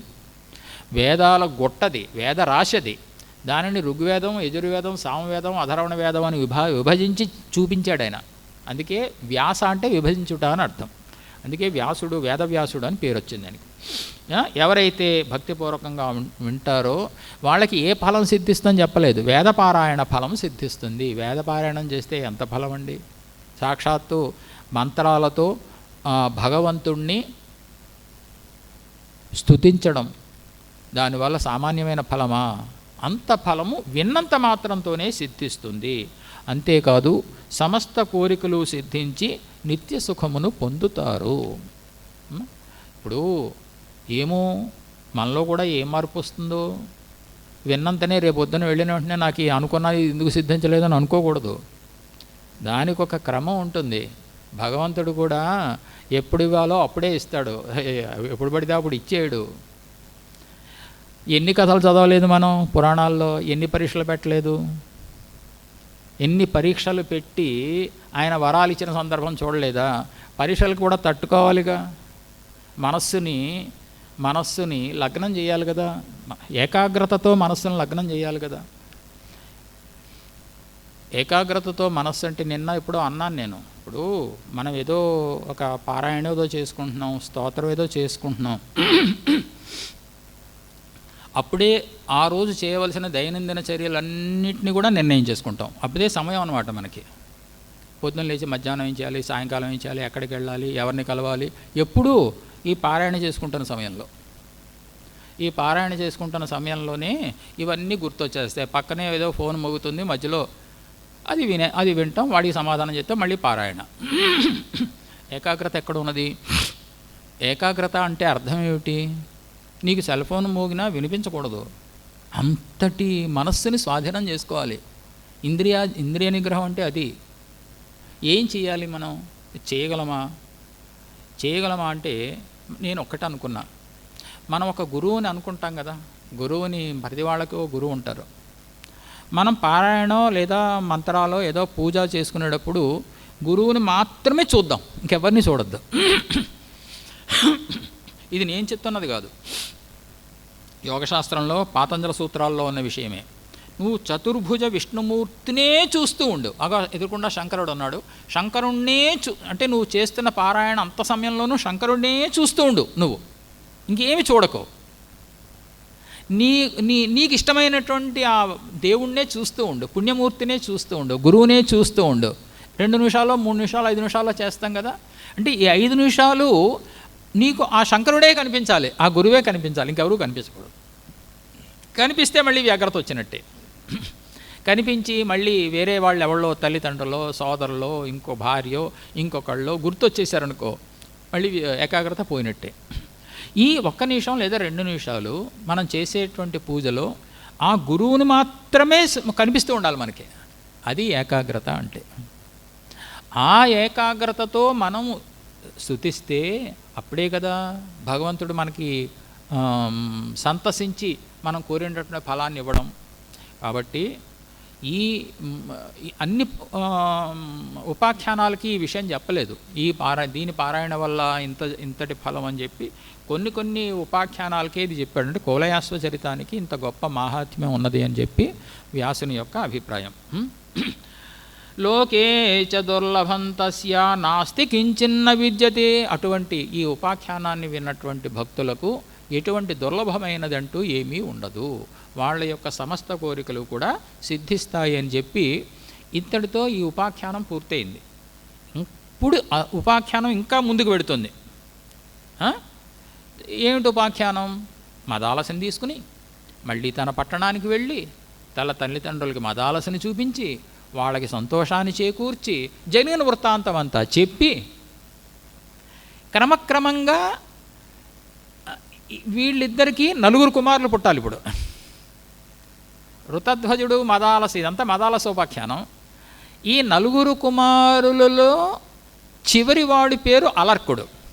అతడికి దత్తాత్రేయుడు ఉపదేశం చేస్తాడు. ఎక్కడో మనం ప్రారంభం చేసాం. ఎక్కడ ప్రారంభం చేసాం? కొడుకు తండ్రికి ఉపదేశం చేస్తున్నాడు కదా. తండ్రి, ఈ సంసారం అంతా అశాశ్వతమైనది, నువ్వు వానప్రస్థాన్ని ఆశ్రయించి బ్రహ్మజ్ఞానం కోసం ప్రయత్నం చెయ్యి, నేను బ్రహ్మజ్ఞానం కోసమే ప్రయత్నం చేసి ముక్తుడిని కావాలనుకుంటున్నాను, నువ్వు కూడా ముక్తుడివి కావాలి. అందుకని చెప్పి ఉపాఖ్యానాలు కార్తవీర్యార్జున కథ ఇవన్నీ అయినాయి. చెప్తూ మదాలసోపాఖ్యానం చెప్తూ ఏమన్నాడు? అలర్కుడి దత్తాత్రేయుడు ఎంత గొప్పవాడో చెప్తూ, ఇదంతా దత్తాత్రేయుడికి సంబంధించిన కథలో భాగం ఇది. దత్తాత్రేయుడు ఎంత గొప్పవాడు, అలర్కుడికి ఉపదేశం చేసి అలర్కుడిని ఉద్ధరించాడు. అంటే ఈ ఋతధ్వజ మదాలస వీళ్ళకి పుట్టినటువంటి 4వ కుమారుడికి దత్తాత్రేయుడు చేసేటువంటి ఉపదేశం. ఆ ఉపదేశాన్ని కొడుకు తండ్రికి చెప్పినటువంటి మాటలు ఇవన్నీ అయిన తర్వాత ఈ దత్తాత్రేయ ఉపాఖ్యానం పూర్తవుతుంది. విన్నారా? అక్కడతో మదాలసోపాఖ్యానం పూర్తయినట్టు, దత్తాత్రేయ ఉపాఖ్యానం కూడా పూర్తయినట్టు. ఇప్పుడు మనమంతా దత్తాత్రేయ ఉపాఖ్యానంలో ఉన్నామనేటువంటి విషయం మాత్రం మీరు గమనించాలి. అలర్కుడికి దత్తాత్రేయుడు ఉపదేశించాడంటే అలర్కుడు ఎక్కడి నుంచి వచ్చాడు, ఎవరికి పుట్టాడు, ఏం జరిగింది, ఇవన్నీ చెప్పాలి కదా. కాబట్టి ఈ కథ అంతా ఈ రకంగా వచ్చి ఇప్పుడు వీళ్ళు సంసారంలో ఈ ఋతధ్వజుడు మదాలస వీళ్ళకి పుత్ర సంతానం కలగడం ఇదంతా కూడా వస్తుంది. దత్తాత్రేయోపాఖ్యానంలో కువలయాశ్వ చరితం అనేటువంటి ఉపాఖ్యానం ఇంతటితో పూర్తయింది. ఈరోజు ప్రవచనం పూర్తయింది. తిరిగి రేపు ప్రవచనం చెప్పుకుందాం. ఇంతటితో ఈరోజు ప్రవచనం పూర్తయింది. స్వస్తి. నమస్కారం.